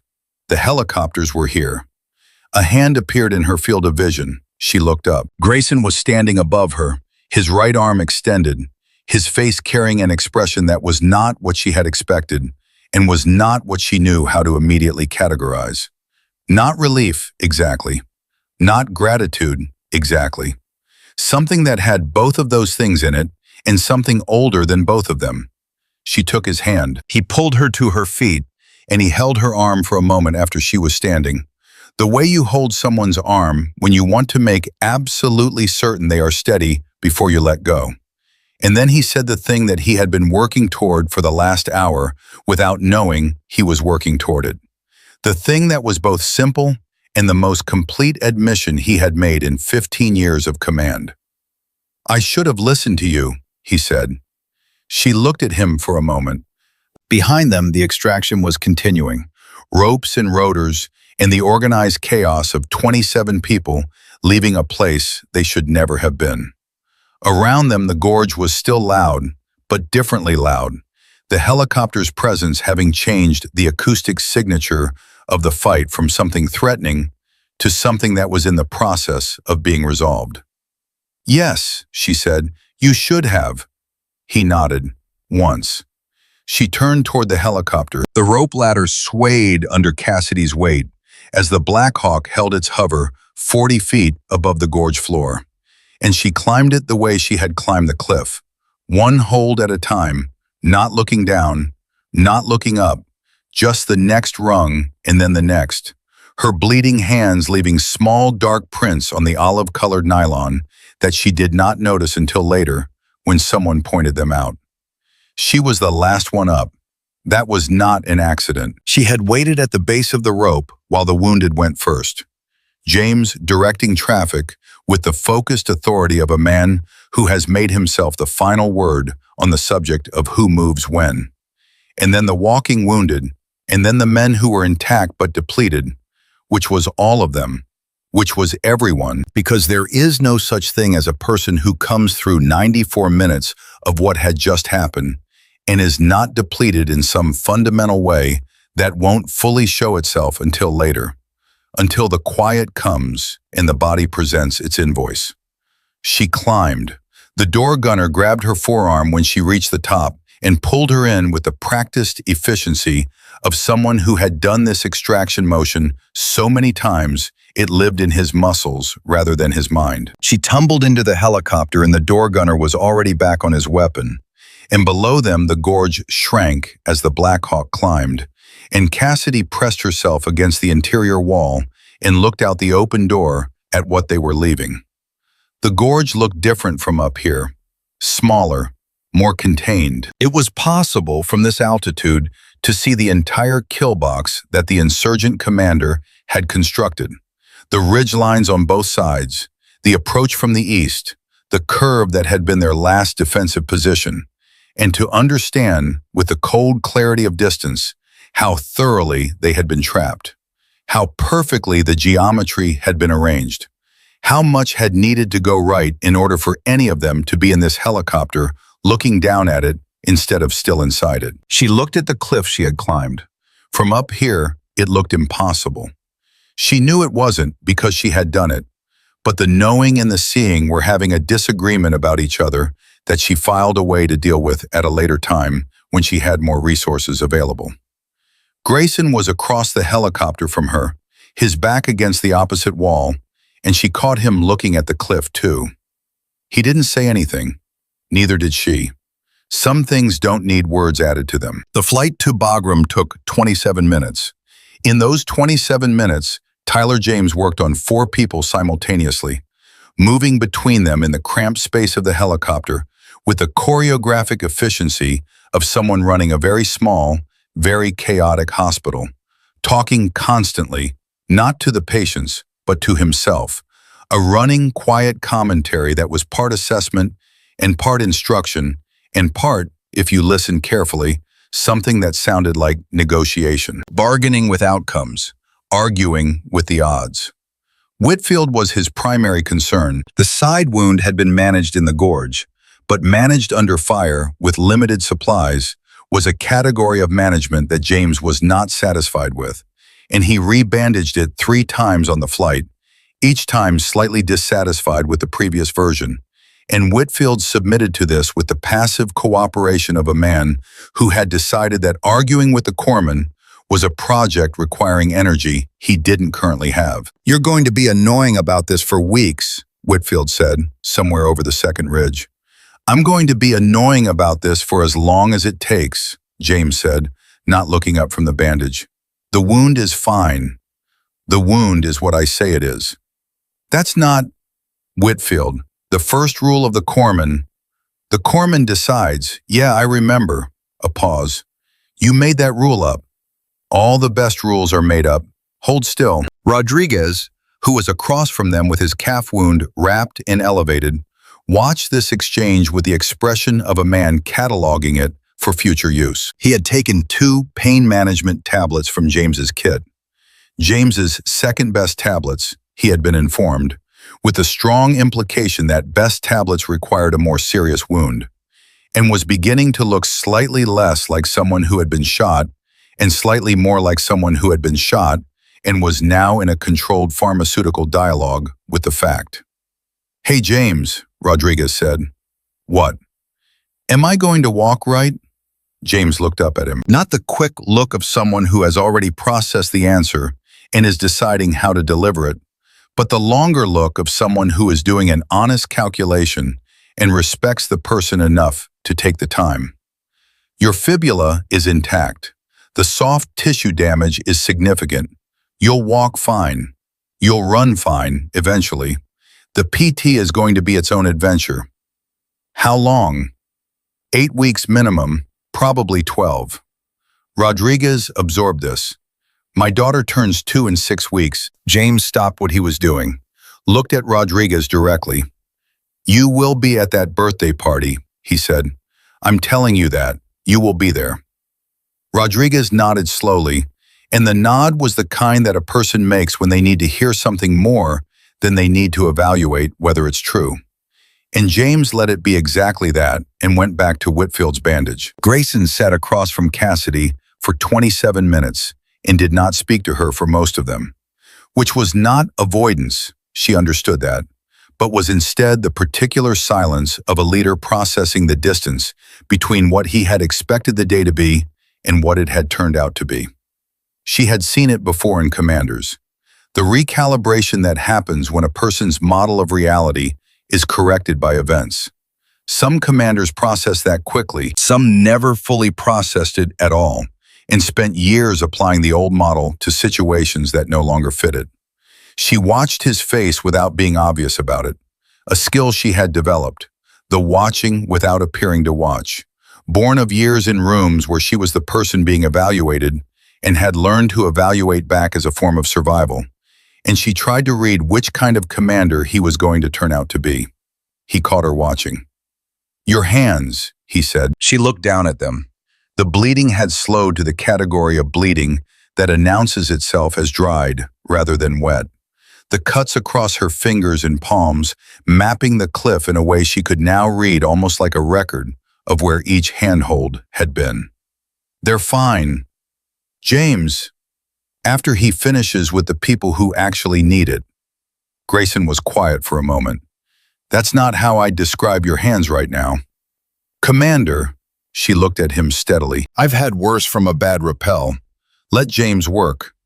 He studied her for a moment in the way that he had studied tactical problems earlier, with the same focused attention, the same search for what was true versus what was presented. Then he nodded.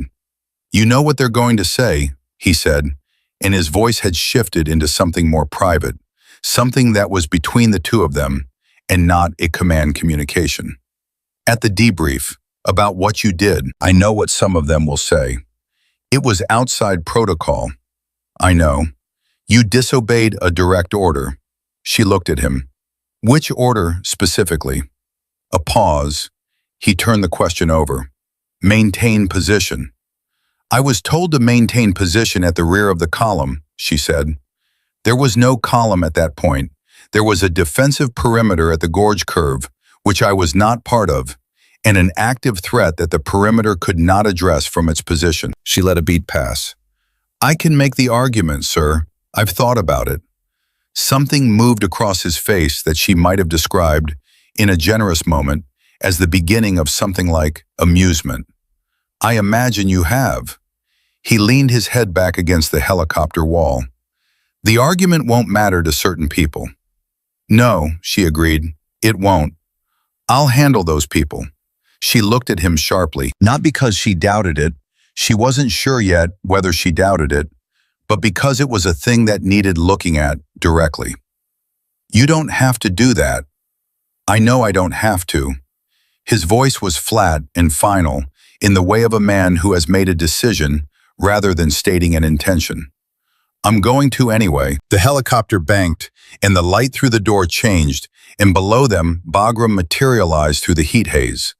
The sprawl of the base, the runway, the controlled, organized activity of a facility that was, in almost every conceivable way, the opposite of where they had just been. The landing was hard and immediate, and the rotors were still turning when the medical teams came in through the doors, and the organized chaos of triage began. And within 40 seconds of touchdown, the helicopter had gone from the most intimate space that 27 people had ever shared, bound together by the specific intimacy of people who have survived the same thing, to a dispersal, individuals being routed to different purposes, the unit dissolving temporarily into its components. Cassidy sat on the edge of the helicopter door and watched it happen and let James finally look at her hands. And he cleaned them and wrapped them with the same meticulous dissatisfaction he brought to everything. And he said, "Next time you want to free solo a cliff in a combat zone, give me a heads up so I can bring better supplies." And she said, "Sure." And he said, "I'm serious." And she said, "I know." And neither of them said anything else because there wasn't anything else that needed saying in that particular direction. The debrief started 3 hours later. 3 hours was long enough to clean up, get the wounds officially cataloged, eat something that technically constituted food, and sit in the particular silence that follows extreme events.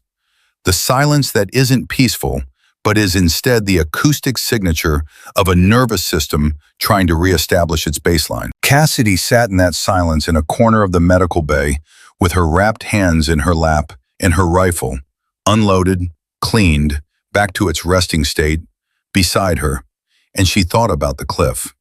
Not about the shots, not about the jammer or the mortar team, or the calculation of each decision as it had presented itself.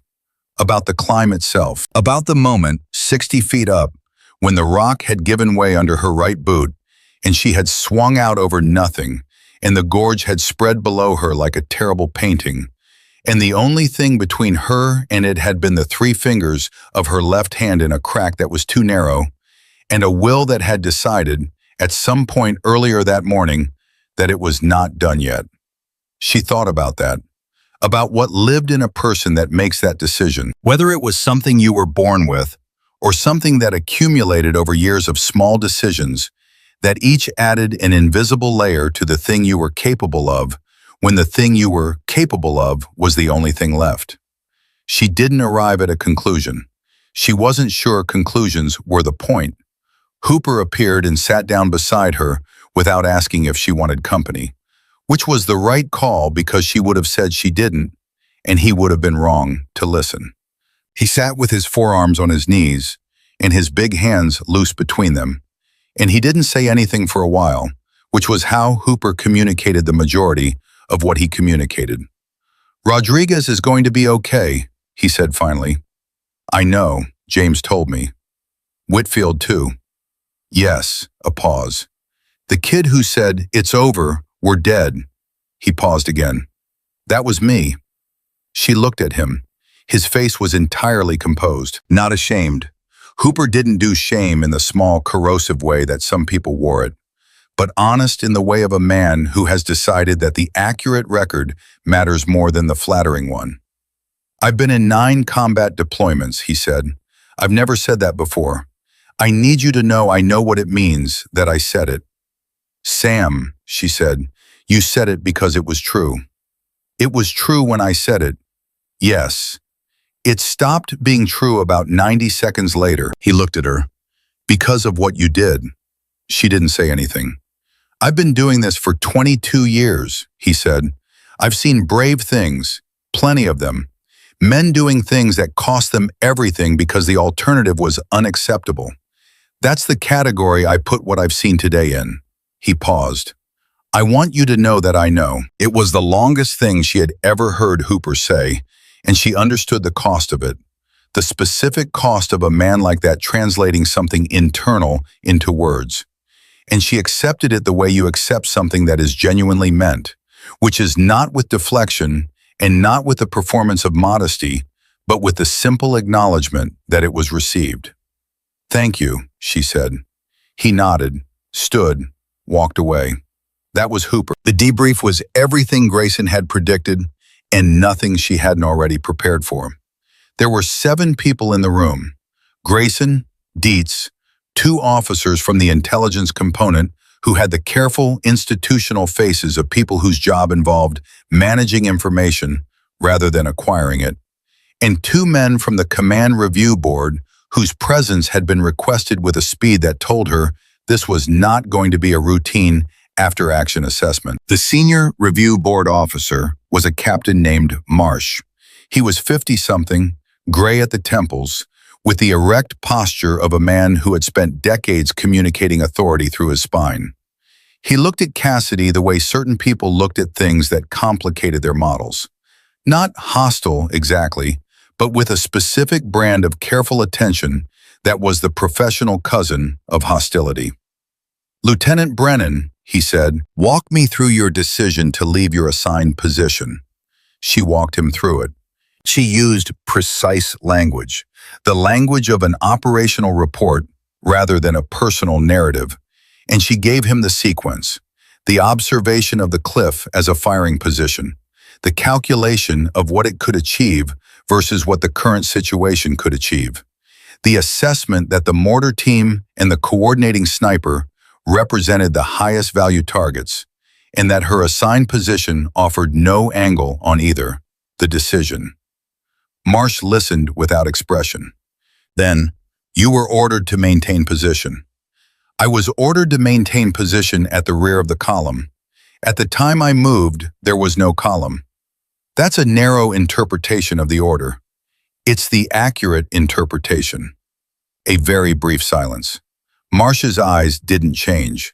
"You had no communication with Commander Grayson before you made the move." "I attempted to reach Commander Grayson and was unable to due to the volume of fire in the tactical situation. I made the assessment that the time required to reach him physically exceeded the window in which the move remained viable."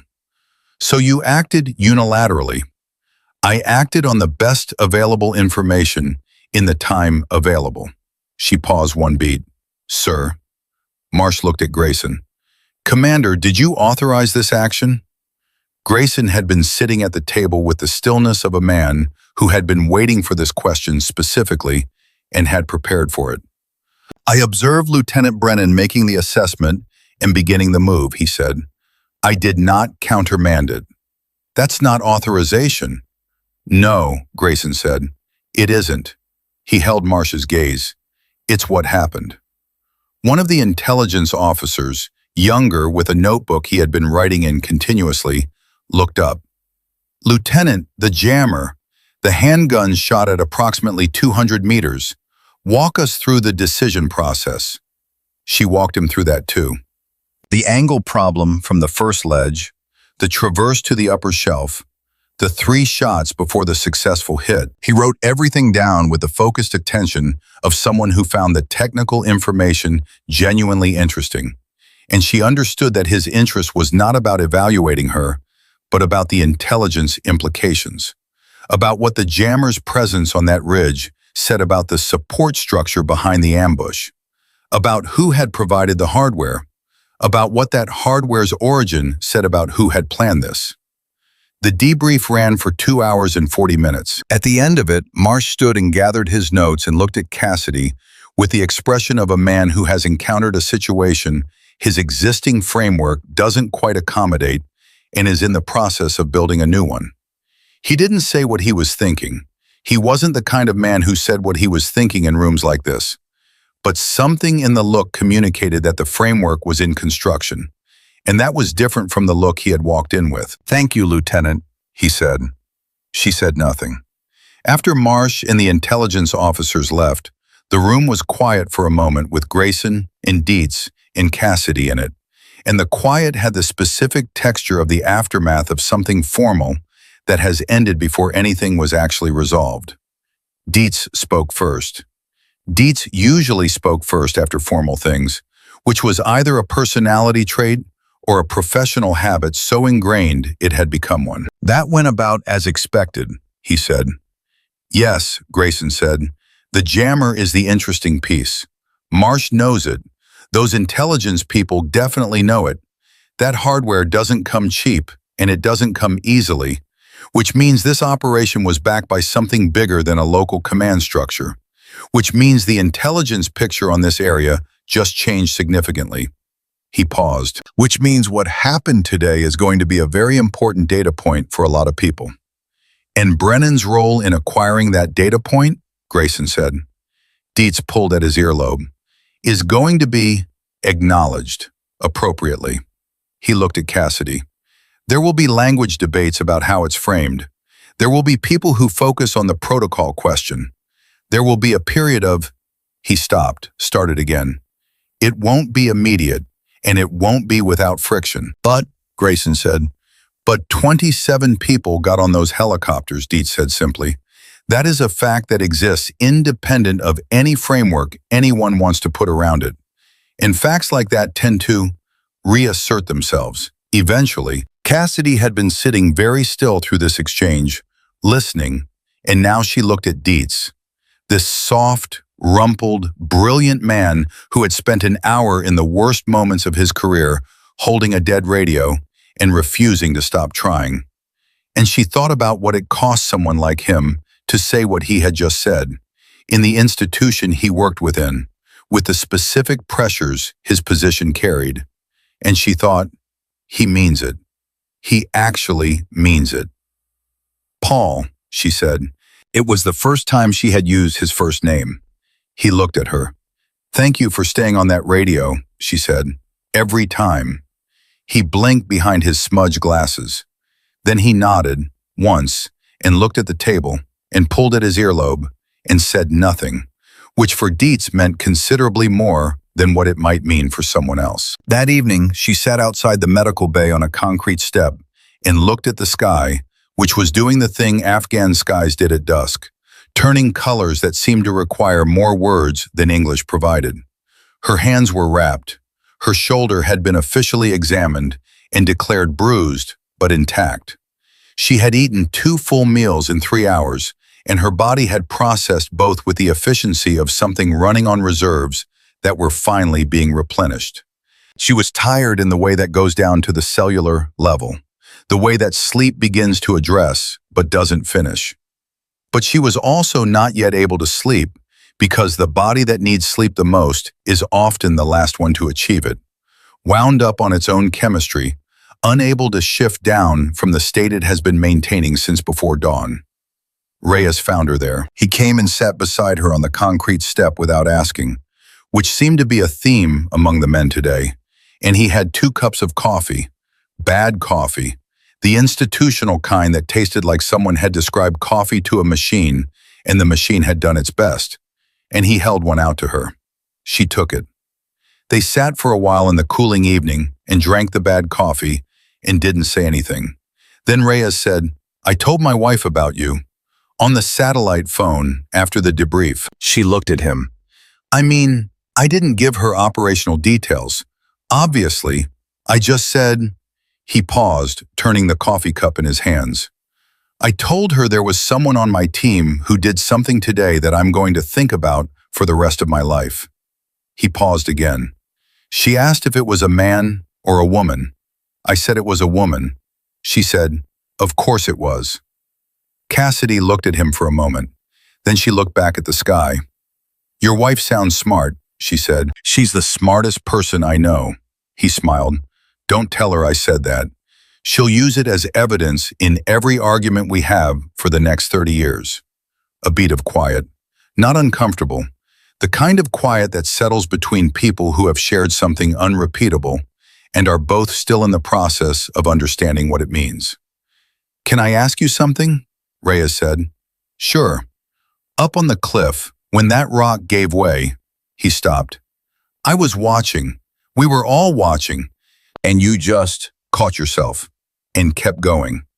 He looked at her. What was that like? In the moment? What were you thinking? She thought about the honest answer, which was not the dramatic answer, not the thing that would make for a good story or satisfy the expectation of what a moment like that was supposed to produce in a person. She thought about what had actually been in her head in the 2 seconds between the rock giving way and her hand finding the crack. I was thinking about the angle on the jammer, she said. Reyes stared at her.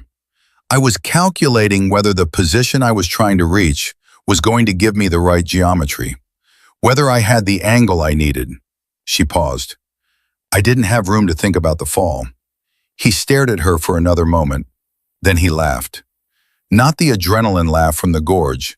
This was a real one, genuine, from somewhere below the ribs. That is the most you answer I have ever heard, he said. What does that mean? It means that is exactly what you would say. He shook his head, still laughing. The rest of us are up there having our entire lives flash before our eyes, and you're doing trigonometry. It wasn't trigonometry. It was basic geometry. Oh, well, that's much less impressive then. She smiled. It was the first time she had smiled since before the mission briefing, and it surprised her slightly, the way genuine responses surprise you when you haven't expected them. They finished the coffee. The sky finished its colors and settled into the deep blue-gray of an Afghan night. And inside the medical bay behind them, the sounds of the base's evening routine continued. Voices, movement, the distant mechanical language of a facility that never fully slept. And out here on the concrete step, two people sat with the shared weight of a day that had been the worst kind of day, and also, in the way that such days sometimes are, clarifying. Then Grayson came out. He stood behind them for a moment. They both heard him, but neither turned around, and he said, without particular preamble, "There's going to be a formal recommendation. I've already written the first draft." Cassidy turned then. He was looking at her with the direct, unguarded look of a man who has finished processing something and is now on the other side of it. "Silver Star," he said, "based on my personal account and Dietz's corroboration, and the statements I will collect from every man on the team who is willing to give one." He paused. "Which is all of them? I've already asked." She held his gaze. "The review board will review it," he said. "That's their job. My job is to write the recommendation, and I will write it in a way that makes the facts so clear that the framework has to follow the facts, rather than the other way around." A beat. "It will take time. These things take time, but it will happen." She was quiet for a moment, then, "Commander, that's not why I did it." "I know it's not." His voice was entirely certain on this point, the certainty of someone stating something they have understood completely and recently. "That's one of the reasons I'm doing it." The Silver Star recommendation sat on Captain Marsh's desk for 11 days before he signed it. Grayson knew this because Dietz tracked it with the focused persistence of a man who had decided that a particular piece of paper was the most important administrative object in the Afghanistan theater of operations, checking its status the way other men checked weather reports, daily, with the understanding that the news might be bad, but that not knowing was worse than knowing. On the fourth day, Dietz told Grayson it was still on Marsh's desk. On the seventh day, Grayson went to see Marsh directly. He did not announce the visit. He appeared in the doorway of Marsh's office at 7:15 in the morning, when the base was still working through its first hour of institutional consciousness. And he stood there until Marsh looked up from whatever he was reading, and then Grayson said, without any of the diplomatic scaffolding that the situation might have suggested, "I want to know where the recommendation stands." Marsh looked at him for a long moment. He had the face of a man who was accustomed to people wanting things from him, and had developed a specific, neutral expression for receiving those wants. An expression that committed to nothing while appearing to consider everything. "It's under review," he said. "It's been under review for 4 days." "These things take time," Grayson said. "I know, you said that. What I'm asking is whether it's moving forward or whether it's stalled on a question that someone needs me to answer." Marsh set down his papers. He looked at Grayson with a slightly different expression now. The neutral one had shifted to something more direct, the professional mask giving way to the person operating it. "Commander," he said, "sit down." Grayson sat.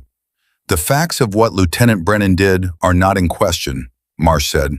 "I want to be clear about that first. The record is clear.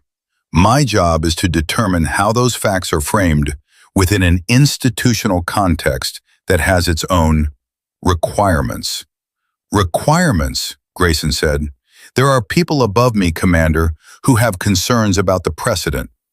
"The precedent," An officer operating outside her assignment in a combat situation, making unilateral decisions that saved 27 lives, Grayson said. His voice had not changed in pitch or volume, but something in it had tightened, the way a wire tightens when the weight it's carrying increases.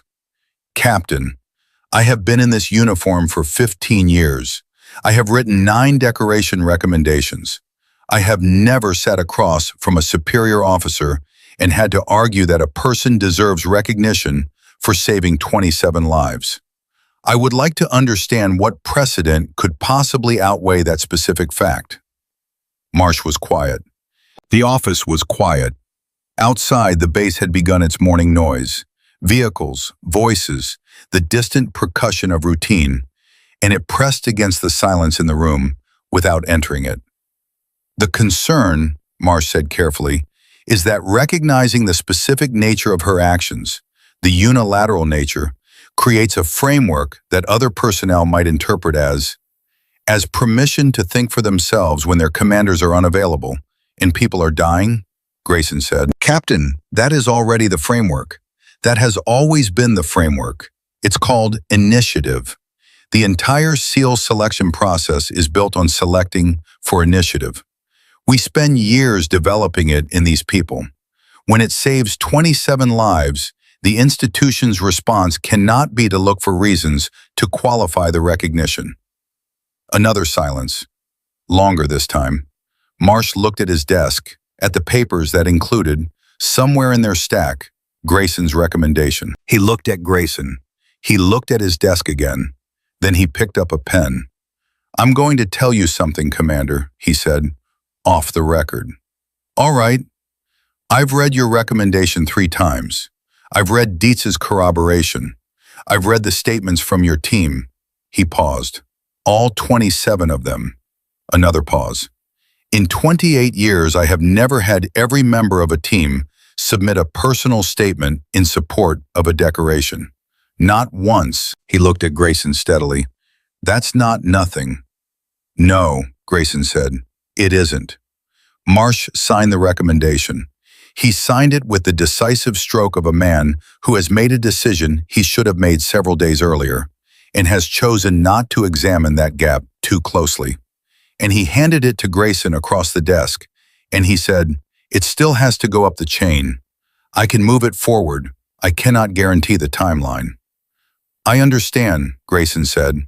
He stood. Then, because he was the kind of man who credited people when the credit was due, even if the path to the credit had been harder than it should have been, he said, "Thank you, Captain." Marsh nodded. He had already picked up his papers again, which was his way of ending conversations, and Grayson left him to it.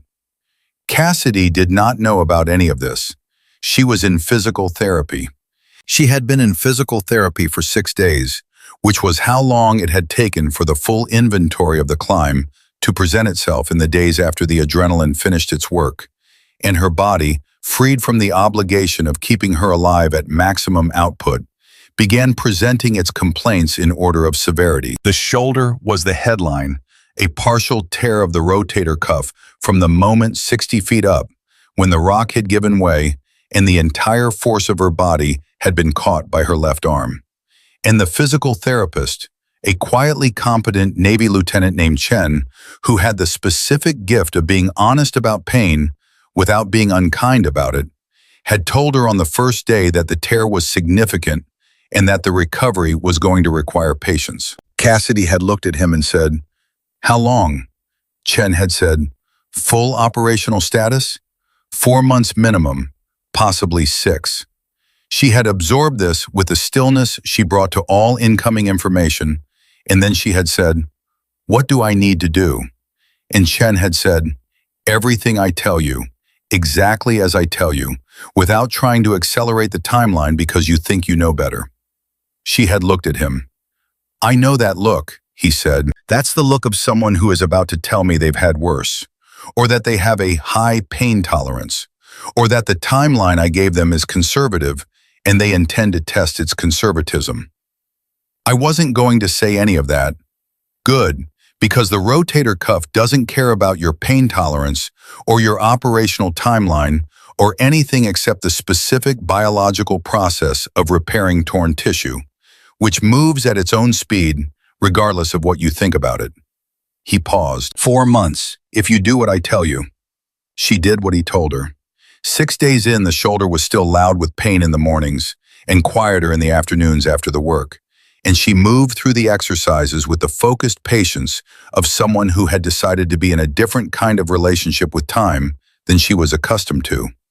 Not fighting the clock, not trying to compress the distance between now and operational status. Just doing the work and letting it accumulate. It was during the 3rd session on the 6th day, when she was alone in the PT room between sets, that Reyes appeared in the doorway. She looked at him. His face was doing something she didn't immediately recognize and then did. The suppressed expression of someone carrying news they are actively working not to deliver before the appropriate moment. He was bad at suppressing it. He was bad at most things that required concealment, which was one of the reasons she liked him. "What?" she said. "Nothing. Reyes, I'm just stopping by. You don't stop by physical therapy. Nobody stops by physical therapy. Physical therapy is where people go to do something hard alone. You're here because you know something." He came in and sat on the bench across from her and leaned his forearms on his knees in the same position he'd used on the concrete step 6 days ago, which was apparently his default posture for conversations that mattered. "Marsh signed it," he said. She was quiet. "Grayson told me, an hour ago. It's going up the chain." He watched her face. "Silver star, Cass. It's moving." She looked at the wall above his head. She looked at it for a long time, long enough that he started to wonder if she had processed the information fully or if there was a system delay of some kind. And then she looked back at him, and her expression was not what he had expected, which was, he realized, cataloging his expectation, satisfaction, or vindication, or some version of the feeling that arrives when something you deserved finally becomes official. It wasn't that. It was something quieter, older. The expression of a person who has had a long time to make peace with the possibility that official recognition would never arrive, and who has, in that time, located the thing inside themselves that operates independent of recognition, and who now holds the recognition and the independent thing simultaneously, and is trying to understand what they mean in relation to each other. "It's going up the chain," she said.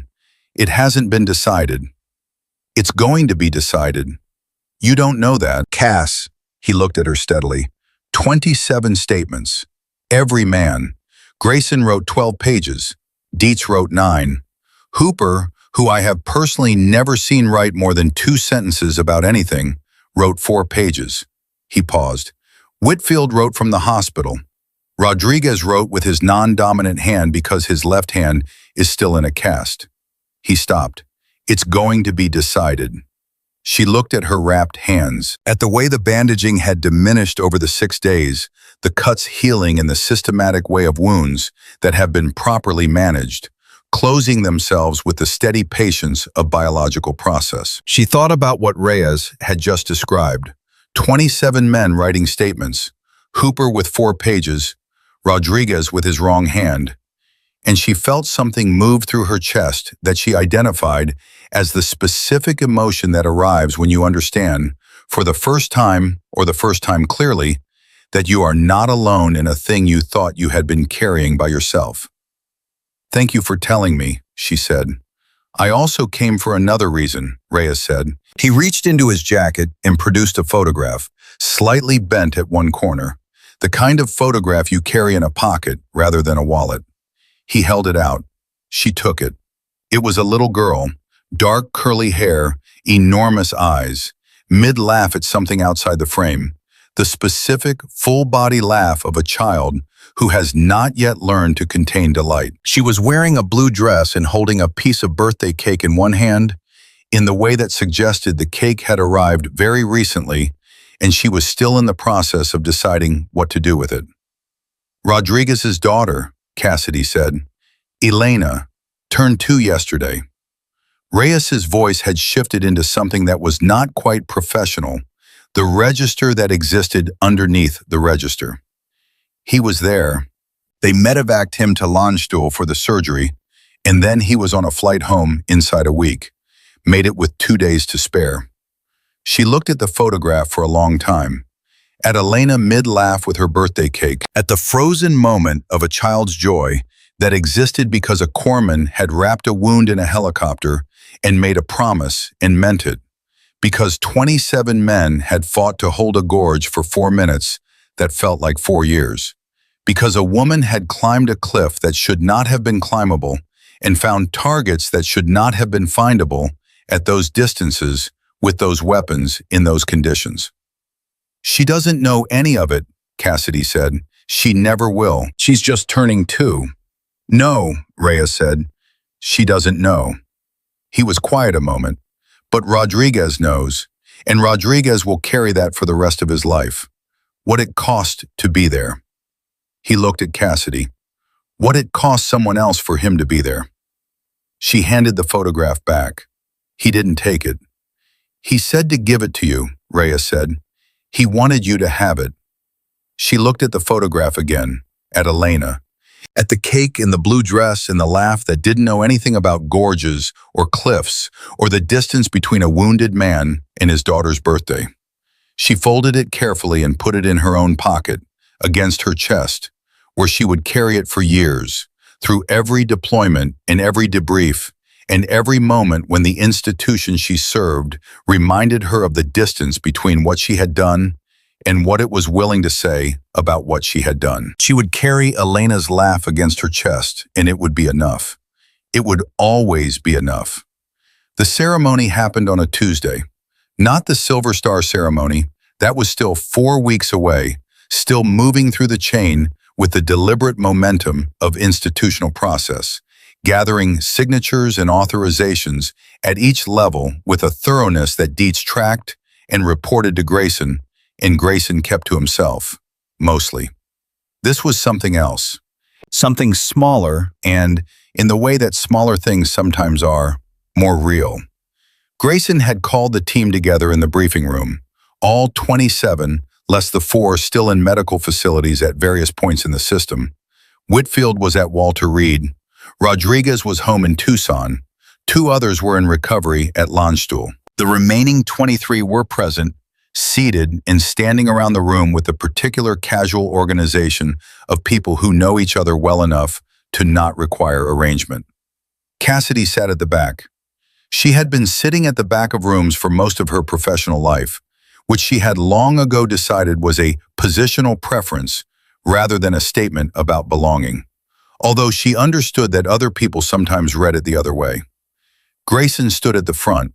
He didn't have notes. He didn't use notes for things that mattered. "I'm not going to make a speech," he said, which was itself a kind of speech opening, and Reyes, standing near the wall, smiled slightly at it. "What I'm going to do is say one thing clearly, in front of everyone, so that it's on the record in the way that this room constitutes a record." He looked at Cassidy. "Lieutenant Brennan, what you did in that gorge was the most operationally significant individual action I have witnessed in 15 years of combat operations. It was also the bravest." He stopped. "Let that sit without addition or qualification. I dismissed your concerns on the route to the gorge. I did not hear your radio call. Those failures of attention cost us position and time and nearly cost us everything. That is on me, and I have said so in writing, and I will continue to say so." Another pause. "You did not wait for me to correct those failures. You corrected them yourself. Under fire, on a cliff that I watched 12 men stare at and decide was not climbable." He looked around the room. "I want every man in this room to understand what that means, not as a story we tell later, as a standard we carry forward. This is what it looks like to do the job when everything else has failed. This is what it looks like." The room was entirely still. Then Hooper, from his position near the left wall, began to clap. Not the performance of applause, not the rhythmic, building kind, but the slow, deliberate kind that means something different. Reyes joined it, then Choi, then every man in the room, 22 sets of hands, and the sound filled the briefing room and pressed against its walls, and was nothing like any sound the room had been designed to contain. Cassidy sat at the back and let it come toward her, and she did not look at her hands or the floor or the middle distance.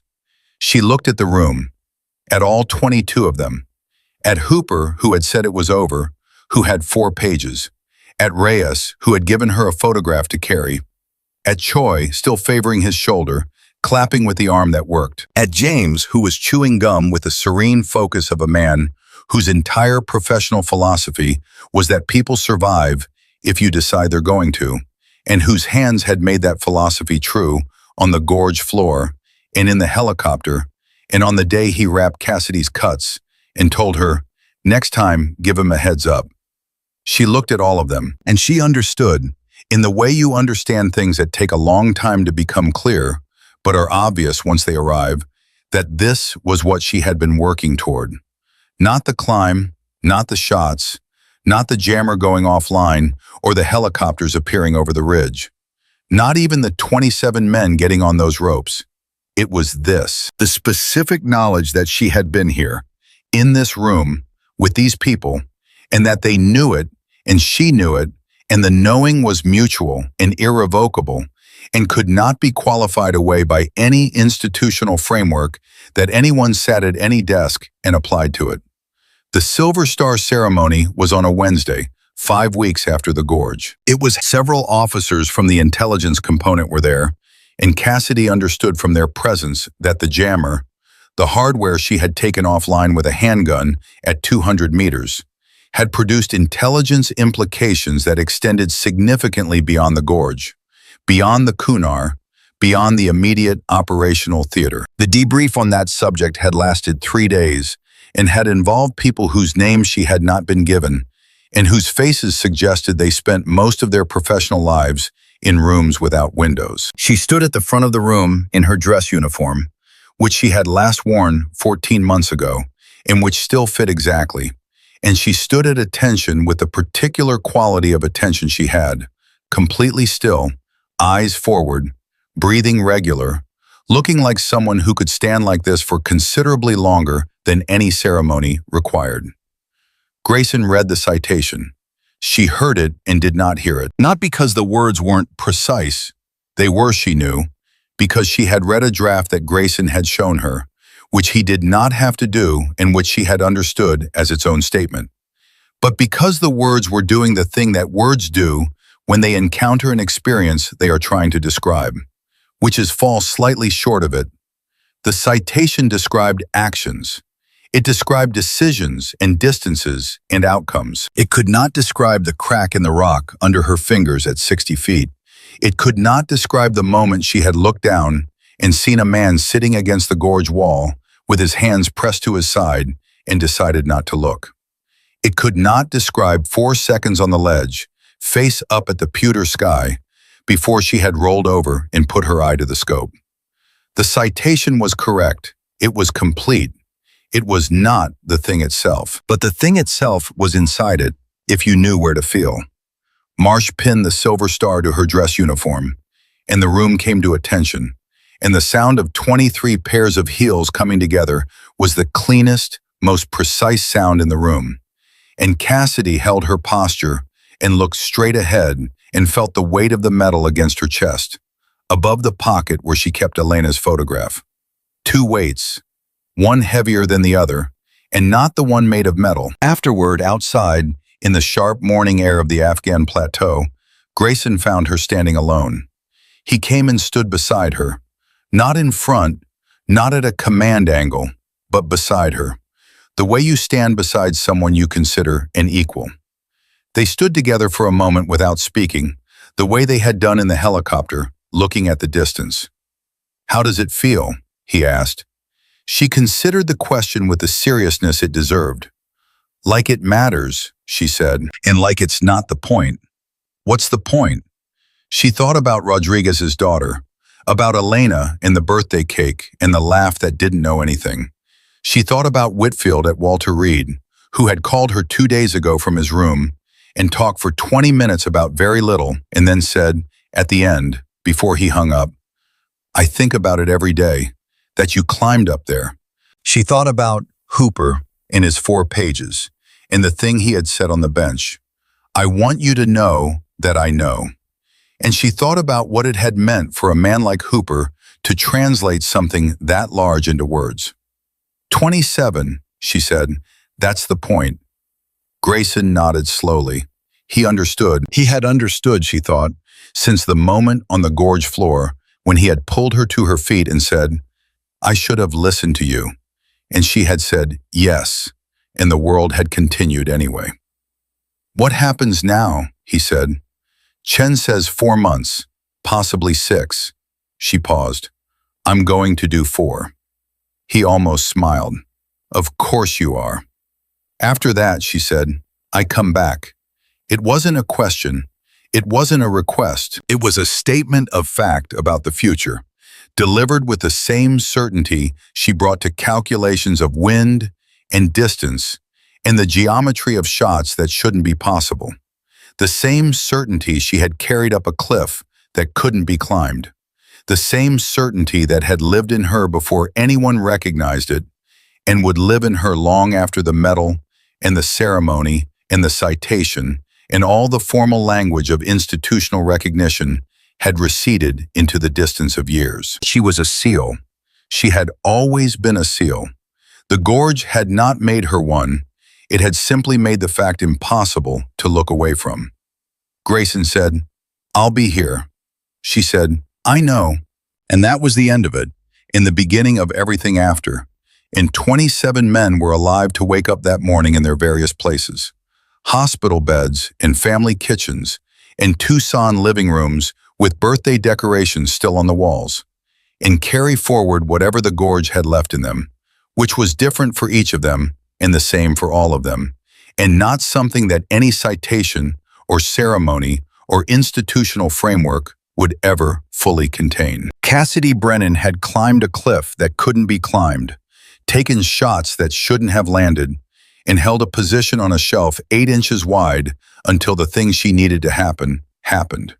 She had done it without orders and without recognition and without any guarantee that any of it would matter. She had done it because 27 men were below her and the math was clear and there was nobody else. That was who she was. That was who she had always been. The medal was the institution finally catching up to the fact.